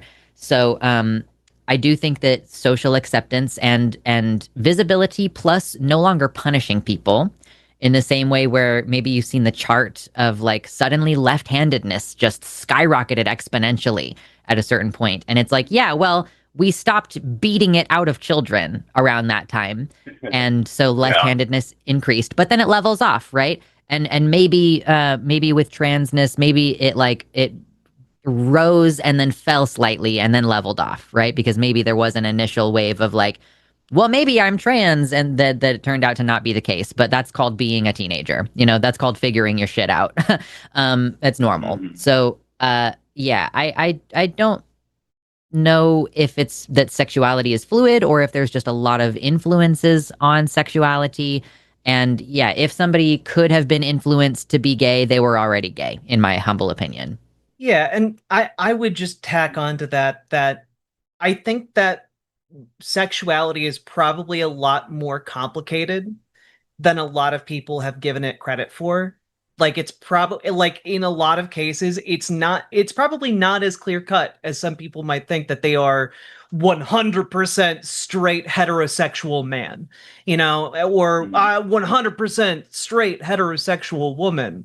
Like it's probably, as in the case of a lot of things, a little bit more flexible than that. And also, if we have a culture that allows people without as much stigma to, experiment and see, hey, maybe I am a little bit gay. Maybe I am a little bit queer.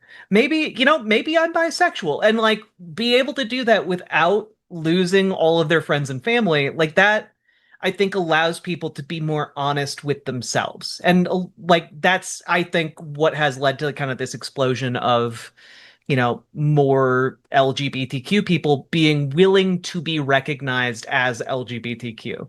Because, if you were recognized as LGBTQ in like the 1950s and you were in like, the heartland of America, your options were to like basically leave town and never call home again, like that, and like go to LA or something. Like you didn't have good options, but now we're seeing situations where people are staying in their hometowns and just being, like, hey, I'm gay, and that's okay. And like I think that's a wonderful thing. I think that's a good thing. And I do think it's also worth introducing this to the conversation, which is that there are also societies that have more than two genders recognized on a large scale. Like, again, I bring this up quite a bit, but India, for example, has a legally recognized third gender. And if we're starting to talk about how, certain societies have had more than two genders, have had 3, 4, 5, sometimes up to 6, then sexuality starts getting a lot more complicated than just this idea that kind of comes from, that 1950s era where you're either straight or you're a confirmed bachelor, or living with your very good friend who just happens to be a lady and there's only one bedroom. Like I do think that it's, as with a lot of things in our world, a lot more complicated than a lot of people give it credit for. Yeah, I do agree that it is complicated. And I guess I don't want to take too much of your time, but I just wonder to what extent this validates, conservative people's concerns that their children are being influenced in school toward homosexuality or homosexual tendencies, whereas before, like in the 80s and 90s, that wouldn't even be an issue, I don't know if that makes sense. I don't know what to do with those people, Edward, when like all of us gay people grew up watching the same Disney movies of men and women kissing, and we did not turn straight. So I don't know what to tell people who think that you can be turned gay by a gay kiss in a Disney movie. Those people are fucking idiots. Like, I don't know. Yeah. I don't know how to help those people. and also, like, if the argument that conservatives want to make is, oh, let's just terrorize people until they're unwilling to live honestly in public. Like, I mean, you can do that. Civilizations have done that over time in history, but it's awful. It's objectively evil and terrible. Of course, yeah, absolutely. Well, thank you very much for taking my call. I think that you both addressed the question I had. So, thanks for your time. Yeah, thank you. Appreciate you. Have a good rest of your day. You too. Bye-bye. Yeah. Okay, we got one call left that we're going to take momentarily. Don't forget to get your super chats in of $5 or more with your votes, and vote in the poll in the chat to tell us which silly position we're going to defend. Again, I don't know if this poll is up in both chats. Are we going to have to average out the votes between two chats? But right now, Drag Race to Decide Next President is winning in horizontal chat. So that's exciting. All right, we are going to now take Gresh, he, him pronouns from Maryland, who wants to talk about whether you should disclose that you're trans. So Gresh, you are live on the line with Riverboat Jack and Luxander. How's it going? What's up? How you doing? Living the dream. Right. Elaborate. Cool. Tell us Yeah, about your topic. Yeah, sure. I'm not insinuating anything about like whether or not they should or not, but like there was a few weeks ago, about a month ago, there was like this song that came out by a rapper, and it was basically a song that was about, the song is called Tiffany, and the song is about a guy that basically inflicts trans panic on a woman, and like it's like a very violent and brutal song with content about how, and then like but it frames it in a way where like the woman just like she disclosed that they were trans right before they were about to engage in sex. And I thought, this is a pretty messed up song. Like, I don't really like, it's kind of crazy that they would do that, but a lot of people were basically saying the response of the song was that it's, well, we should consider straight men too, like when it's okay for women, for trans people to be doing such and such, because they don't actually like think that trans people are valid in their identities and whatnot. And I wanted to get your perspective on, in terms of like trying to navigate around safety, as well as from a, like, in terms of like, what's your opinion on like when people should like disclose, like, or if they should feel like if there's even a pressure that they should disclose at all. Like, I know y'all are both trans individuals, so I wanted to get y'all's perspective and hear from y'all, because I'm thinking about things as this guy, and I'm not trying to be like assuming such and such, because I know it's a more complicated thing, and if it is at all in any way, shape, or form the way that these people say it, if that's a bridge of like a breach of consent for the guy, if he doesn't find out that the woman that he's attracted to is trans, because that they always only care about that dynamic, never anything to do with trans men for such and such reasons. What's your opinion? Yeah. Sure. You wanna? I mean, I can speak from my experience being in the dating pool, which is that like I always was upfront in my disclosures to people, because I didn't want to find myself in a really dangerous situation. Like, I would rather know up front that someone just isn't interested in me than like try and hook up and then they have feelings and are enraged or something like that, like, because it's deeply unsafe. And that was mostly my decision-making process. I do think that like, if you know that it's going to be something that your partner would care about, like, revealing that as soon as possible, I think is like just a good thing to do, because it will save you and your partner a lot of grief down the road. There are, of course, certain situations where it's just like not really anybody's business. Like if you're just like going out on a date, like because, or someone asked you out because they thought you were hot and you're going out on a date, I don't think like you have to, the second they hit on you, be like, I'm trans, by the way. Like there's obviously like, your mileage may vary depending on the social situation.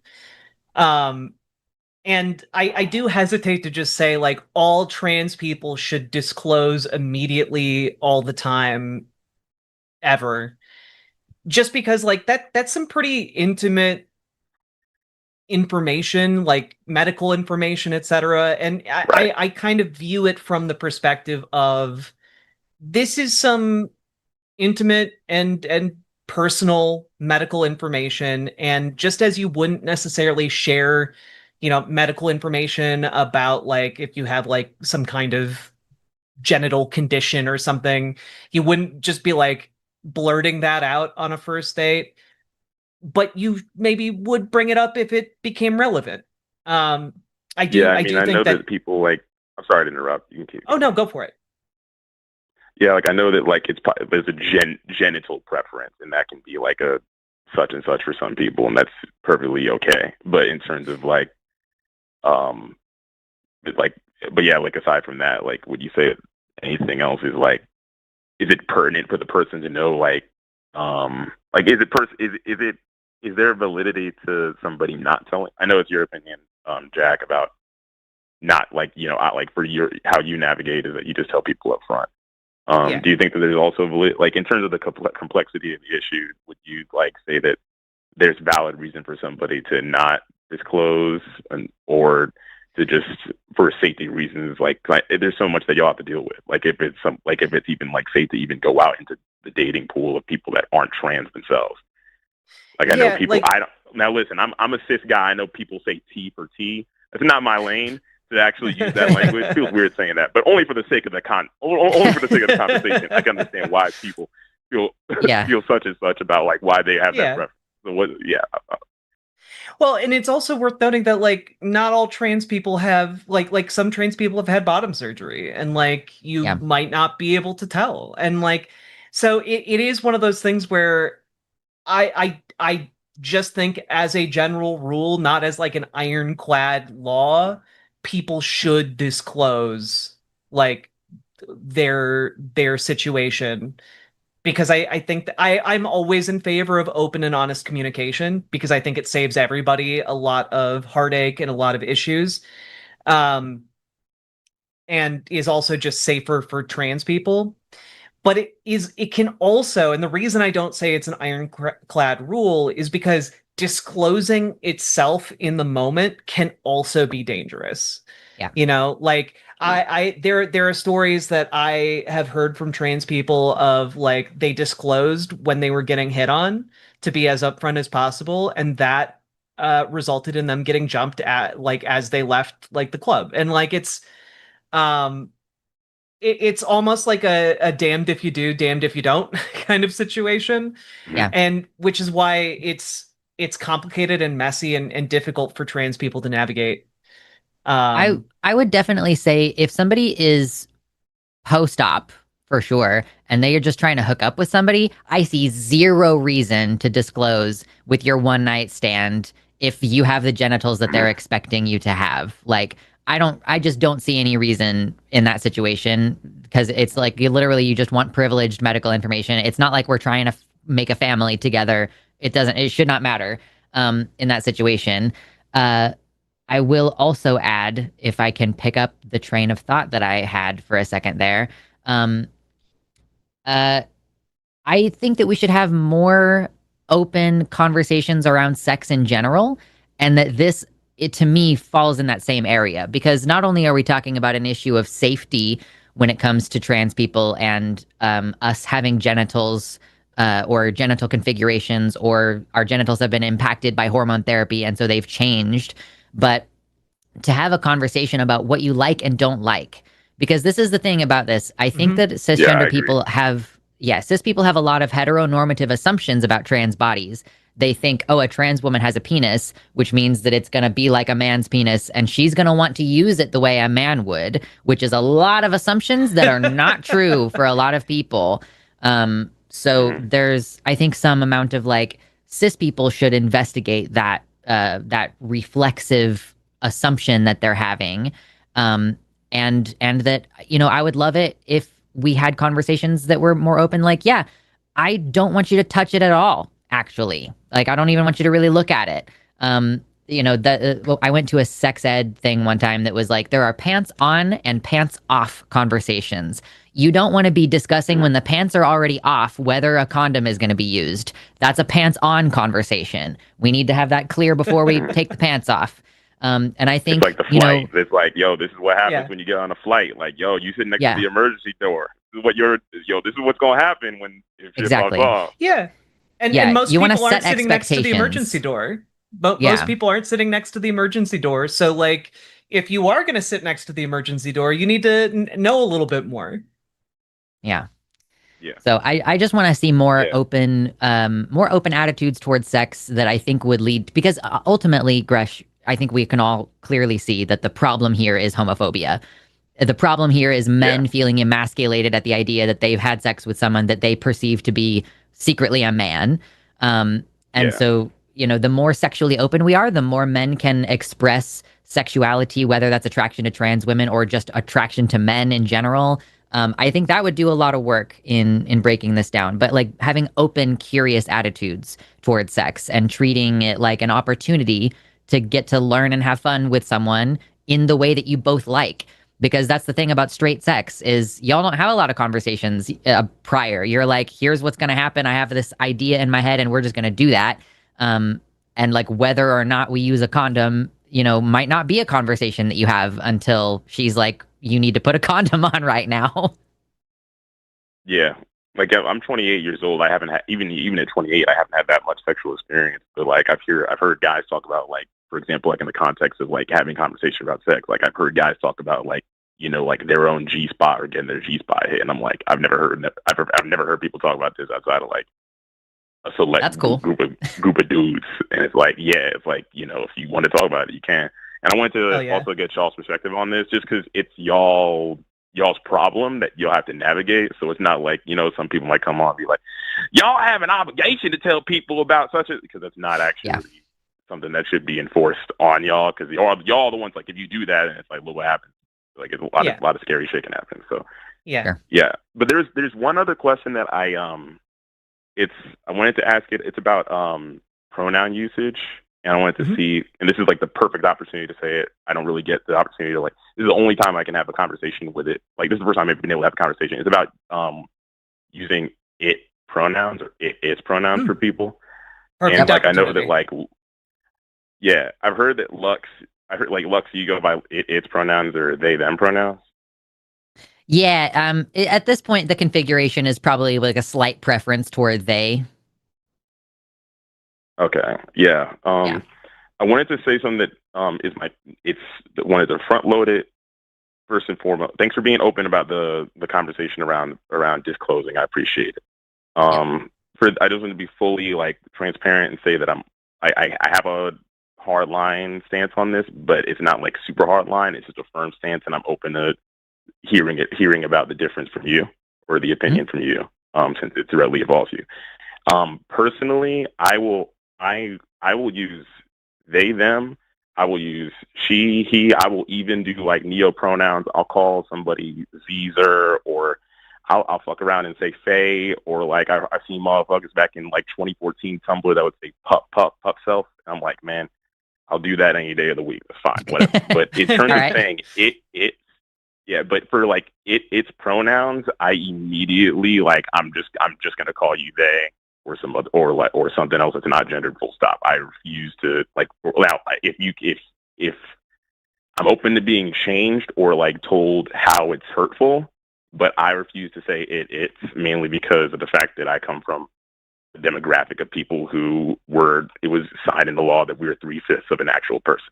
So that's for me personally what it is. Do you think that it's offensive? Or I've heard somebody say, there was only one time I've heard this before, but it was not me talking to somebody, but it was somebody saying that it's somebody that I know that posted on Twitter. If you call somebody they, them instead of it's, then you're misgendering them.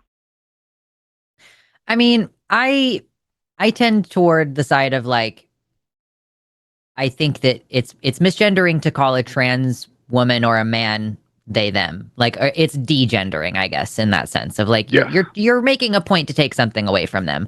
I feel like it's is like gender neutral in a similar way to they them, so I don't think you're off base. And as like you're clearly like sensitive to the idea that certain language does not belong to you or certain language does. So like you were like, I have reservations about saying T for T because that feels like it's in-group terminology. So it makes perfect sense to me for you to be like, I am not in a position where it feels good to call somebody by its pronouns. Interesting that you're okay with pup, because I think that is also a non-human pronoun. But perhaps it just has less stigma. It holds less stigma around it.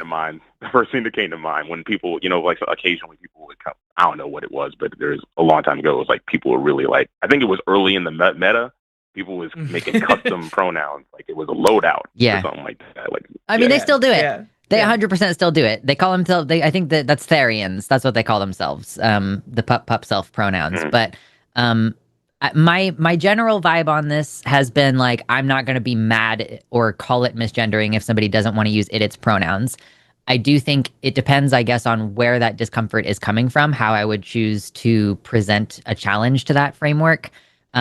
It's like if you think that it's because, it's dehumanizing or something like that, like, well, it's also kind of dehumanizing to not use somebody's stated preferred pronouns. Like it's kind of like undermining their autonomy to do that.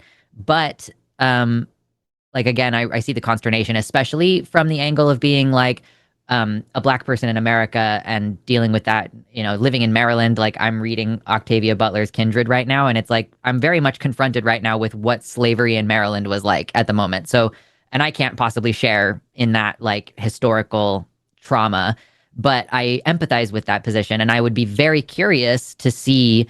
I'm sure that there is some Black person out there who prefers its pronouns. And I would be really curious to see somebody coming from that perspective of how they would address that particular crossover. But I completely understand being like, and Jimmy, who owns this channel, also generally holds the opinion that he does not want to use its pronouns, and he doesn't let callers use it because he can't tell if they're being good faith or not, or whether they're basically just trying to get away with using a slur. And so I completely empathize and respect that position. And I would not, I'm not like going to insist upon it. And, it is a confrontational pronoun. So it's kind of why I'm backing off of it a little bit, because I feel like what I did was I made my fundamental identity confrontational by being like, my pronouns are its. And like, then we have to have this conversation of like, is it okay to use those pronouns? And like, I like challenging the ideas and the assumptions there, but it is kind of exhausting. Yeah, I will say that in the limited understanding I have as, again, an outsider, I'm cis, but I'm going to just like, from all my excursions onto the web, I've never seen Black people with its pronouns. To my understanding, based on an incomplete or, a small sample size, it's some white people shit. But again, it's a small sample size. Listen, so I don't disagree. That's entirely possible. I'm sure that there's one person out there, but it's like hard to find people who have a platform and are willing to discuss it. Because it's like anybody else's pronouns. It is a highly personal and sensitive subject. It can be. But I'm not gonna step away from the claim that it's some white people shit, because I would not be surprised if that's the case. Yeah, it's different in terms of the way that. Oh yeah, go ahead, Jack. I'll let you go. I was just gonna throw out there that I have known not many, but a couple Black folks who use its pronouns, but like it is one of those things where like they view it as dehumanizing their gender or its gender, in an effort to kind of like put a distance between, I guess, because I know multiple themselves, put a distance between themselves and like the traditional understanding of gender.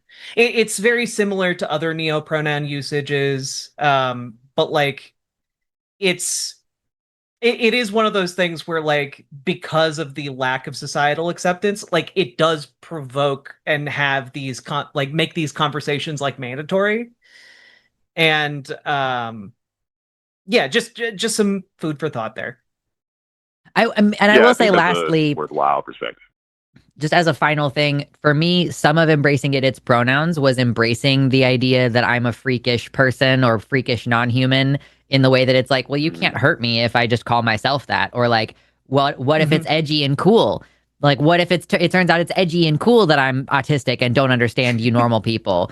That's kind of an element of it as well, where it's like, if you're being outcast, if you're being treated like you are, it's impossible to relate to you. You're so abnormal that it's kind of a means of embracing that. So I wonder too if maybe folks who have been historically dehumanized may find some reclamatory power in being like, well, that's what I am, so fuck you. Like I am a freak, or I'm going to use a slur to refer to myself. Yeah, the way that people it's the concept of reclaiming slurs and stuff like that. It's interesting to see how other communities go about it. Because like there's some things like I can't say the word on y'all stream because it'll make y'all look crazy. but that word was reclaimed by Black people as like the same way that people say dude and such, or like the way that people say queer. Queer in its own right, is a dictionary word that means different. But like if I'm talking about the F slur, which is like using people as, it refers to using people as kindling and burning them alive. That's like so it's like in terms of like, yeah, I'm a such and such, so what? It's like there's different ways to go about it. One time I like the only reason I knew about you using it pronouns was a video where you were talking to some guy that was a piece of shit. And then he asked, like, what are your pronouns? He just said, it's. And then, like, oh, it, I see. So it wants to talk to me. Okay, excuse me. And then you immediately said, yo, shut the fuck up. You can no longer use that pronoun.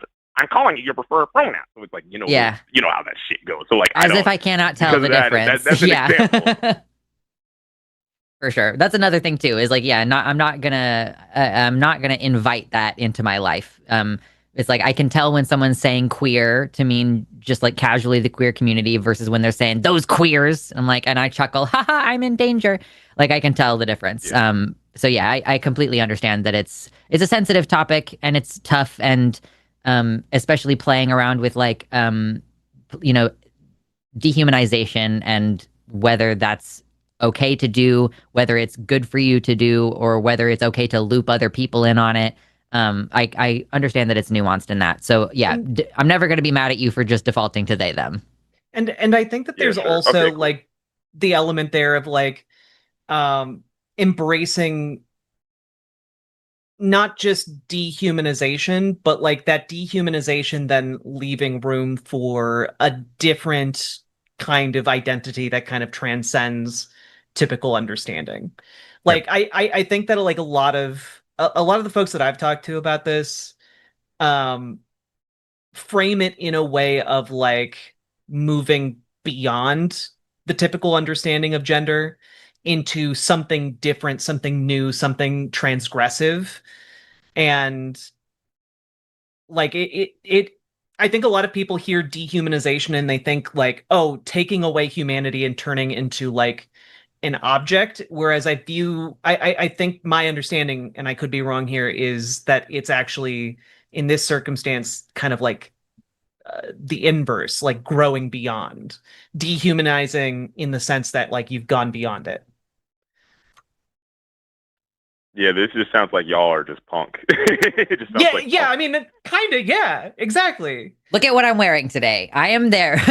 Yeah, I agree. It's alternate. Like I it's can punk. hear Prisoner it's Society subversive. playing right now.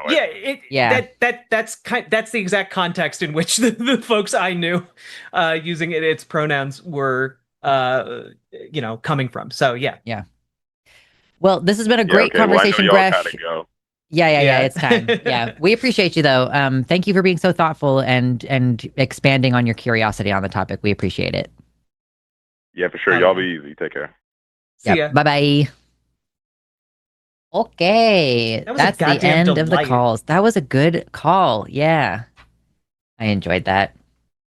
I am tired of talking about my pronouns though. No shade to Gresh whatsoever. I'm just like, I made a mistake. Okay, so now it's time for super chats, $5 plus. We will read them. Get your votes in. Hashtag Team Lux or hashtag Team Jack. No hashtag, no vote. And whatever the position is in the chat, vote on it so that we know what silly thing we have to do. Will you start us off, please? Yes, I can. If I pull this up real quick. All right, folks. Okay. Funding queue. There we go. Sorry, I was navigating the new backend. Mm-hmm. Thank you for the $5 from BB Bunny 1982. I have to work during your show now. It's been a while since I've caught live. Still here rooting for y'all. Hashtag Team Lux. I love hearing Jack talk. Lol. Thank you. New bottom surgery just dropped. You said you're navigating the new back end, and that's all I could think the entire time you were speaking. I was like, new bottom surgery just dropped. Yeah, it's the double Brazilian. It's exactly. the butt and boob lift. Yeah. Thank you, Grant, for the $10. He says, before we get into super chats, Riverboat Jack. Oh, and no, you have to read that one. You have to read that one. It's for you. Okay. Thank you for the $10 from Age Grant Rants United 8. Before we get into super chats, Riverboat Jack, have something very important to announce. I just got off the phone with Mitch McConnell. He says, like and subscribe, motherfuckers. Exactly. Yeah, it's true. Thank you very much, Grant. And thank you for another $5 from Grant, who says, Do I need to read this one too? Yeah, I guess so. He also said he misses the sound of my voice and the way I sing while I bathe. That's terrible. I can't believe you made me read that with my own eyes. That's a $2. Thank you for the $2, Babs. Stomp10 says, I'm a trans woman starting to develop breasts. What advice can you give so I can take care of them? By the way, does Jack's store have beginner bras? For those of you who don't know, my partner launched a lingerie company called Imogene Olivia that sells lingerie for trans femmes, designed for trans femmes, but also tested with cis men, cis women, non-binary folks, trans people of all kinds, and it's very comfortable for everybody. But yes, if you buy a smaller size, we tested it specifically with folks of varying chest sizes, and it's a bralette, so there isn't an underwire. So, but it's also very flattering and has enough structure to, emphasize what you already got. So, do check it out. ImogeneOlivia.com, by the way. Hell yeah. I love that you're doing that. Hell yeah. I'm like so in support of trans people diversifying their income streams. Well, it's also just they don't make cute femme lingerie for trans people. There's a lot of like kind of unisex stuff out there, but there's not a lot of options. That's not for, like cute though. Yeah, exactly. Yeah. I've been wondering about this too. Like, I am very femme and I like wearing like skinny jeans and stuff, and I want bottom surgery. And I'm like, how is this going to work actually? In a practical, awesomely.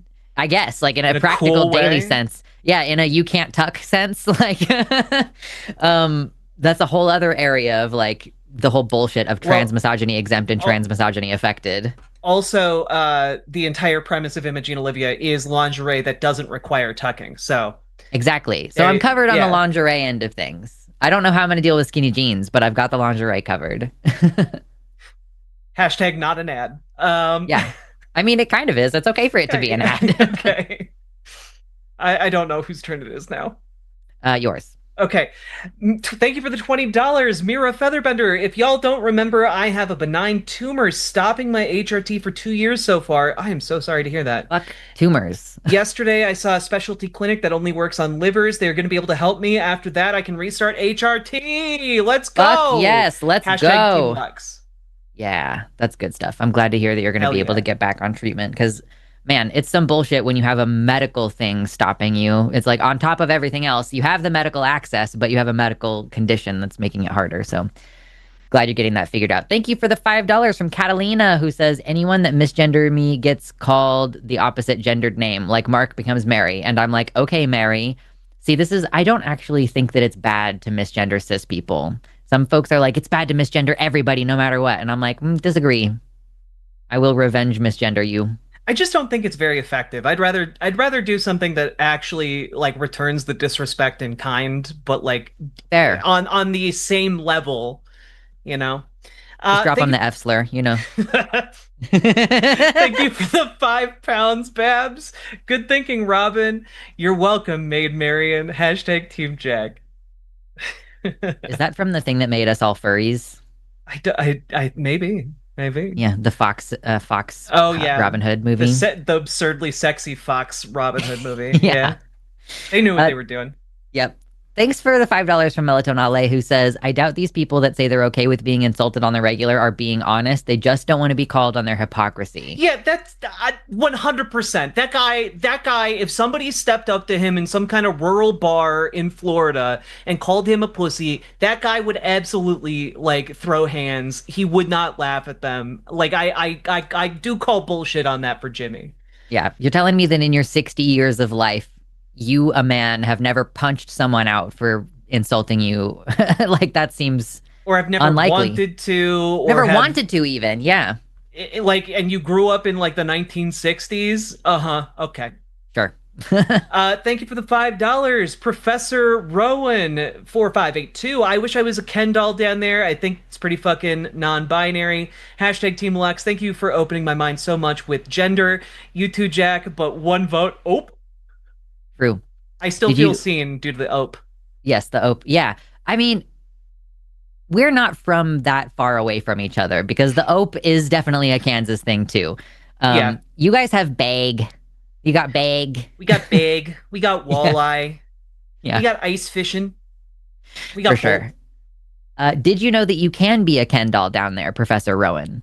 It's called nullification surgery. And if you didn't know that, have fun going down that research rabbit hole.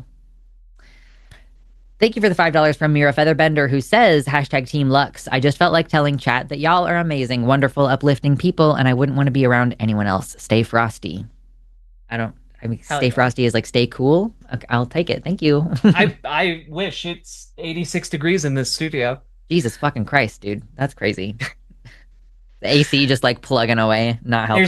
There's no AC in this office. Yeah, I have 3 fans. Oh boy.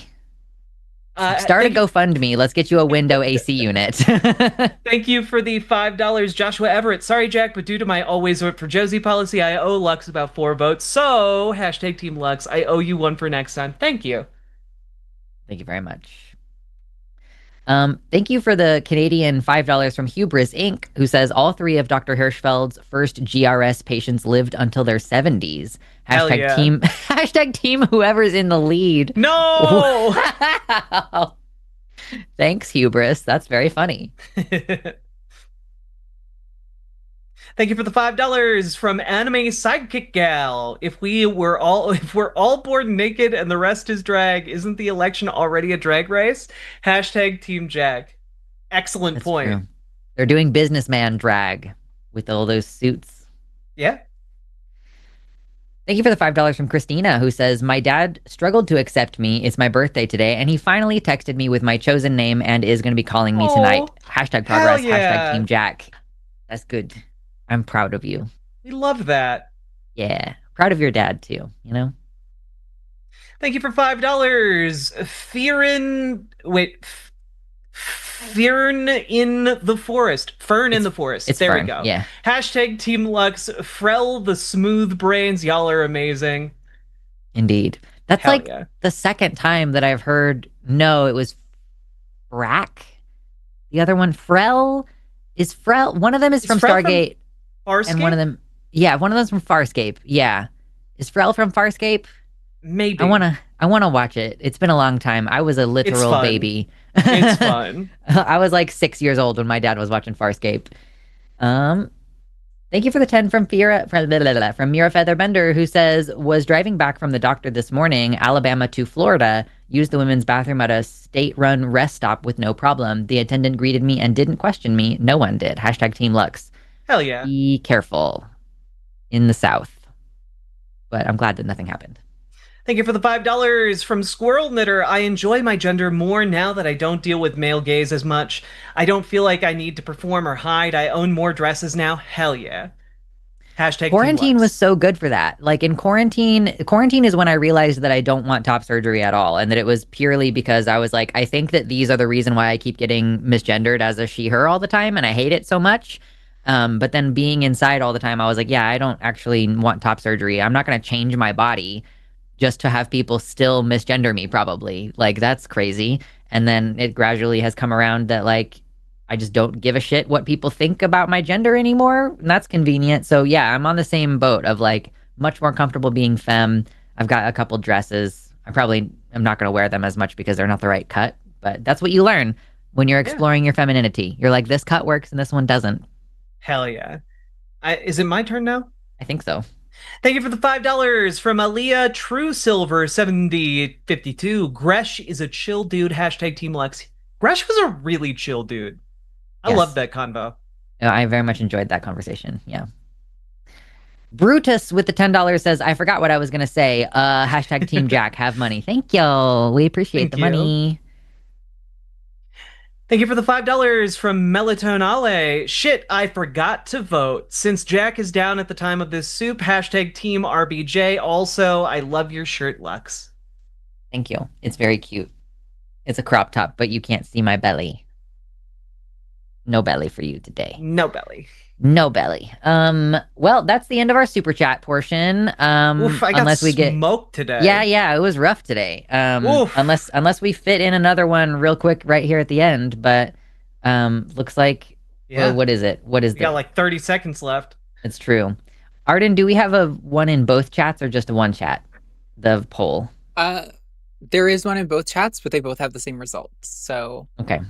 Yes. Drag race to decide next president. Yes, Drag Race to decide next president. Jack will be defending. Oop, damn it. Hold on. There we go. Okay, let's charge up the clock. All right. With 2 minutes on the clock, Jack. 3, 2, 1, go. Okay, so I am here to argue that we should drag race to decide the next president. Now, of course, there are multiple kinds of drag racing, and my proposal here is that we combine both kinds of drag racing so that we both see the quality of the sashaying away as well as the speed with which one sashays away. Because I think these are both critical components. You know, a president needs to act quickly and to be able to, like, both rizz up not just one person, not just a group of people, an entire nation. And we need people who are able to put on many different outfits, wear many different hats at once, sometimes maybe an outfit that is made entirely out of hats. You know, like when we're talking about the challenges that a president needs to face, we are talking about a multifaceted array of different things that they have to tackle, right? So I propose that we actually have drag racing itself embedded into the Constitution as the main way that we select presidents.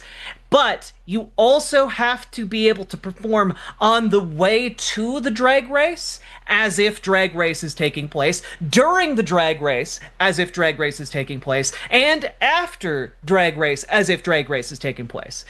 You know, a lot of people might think this is too much drag racing, you know? And I do think that just as an extra cherry on top, the final part of the race would necessitate just for kicks and giggles, a third type of drag, which of course is Drag Time Story Hour. Because of course we all want to make sure that our president is capable of reading in an entertaining way to children, because honestly, people have been kissing babies for centuries. I have yet to see presidents drag read to children, and I think that that would be an interesting test of their abilities. You know, we can't let these presidents rest on their laurels. And, you know, that's where we're at right now. True, truthfully. Well, that's the end of our show just about for today.